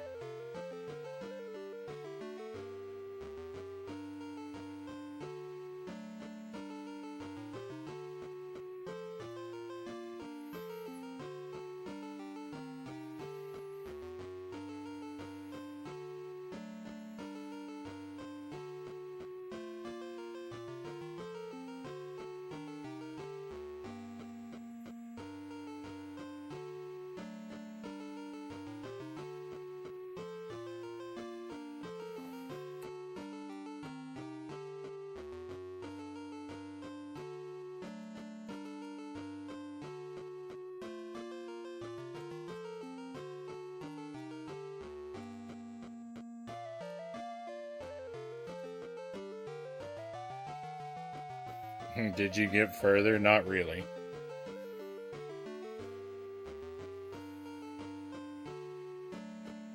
Made good F progress. Thanks for streaming. Thank you, Nick. Thanks for streaming. Thank you, Cows. Quality of the game aside. Thank you for the GG Zergling. I think you should keep going till you beat it, EpiPen says. Well, that's kind of what I do. See you next stream. See you, Greg. Buddha Fingers. Dollar Phil, thank you again for the raid. Hopefully I'll be able to catch you on your channel sometime soon. So Winnie the Pooh tomorrow. Bart versus the Space Mutants on Thursday. Probably play this game again next week. Not exactly sure which day. Probably Tuesday again.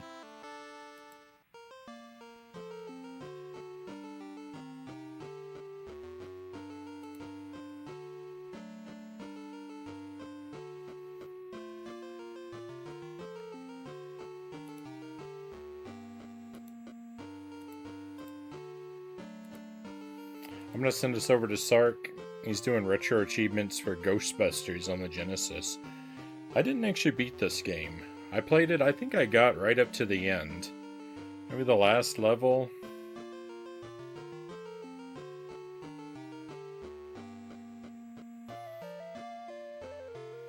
I got far enough, I don't think I have to worry too much about spoilers. What's on Thursday? Bart versus the Space Mutants.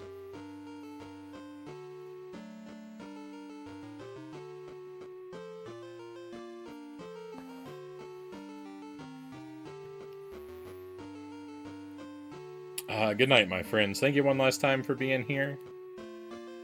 I'm worn down. I'm all worn down, but thank you for your company. I hope you're well until I get to see you again, and hopefully that'll come very soon. But, we're all done for tonight, my friends. It's time to head out. Let's go on an adventure.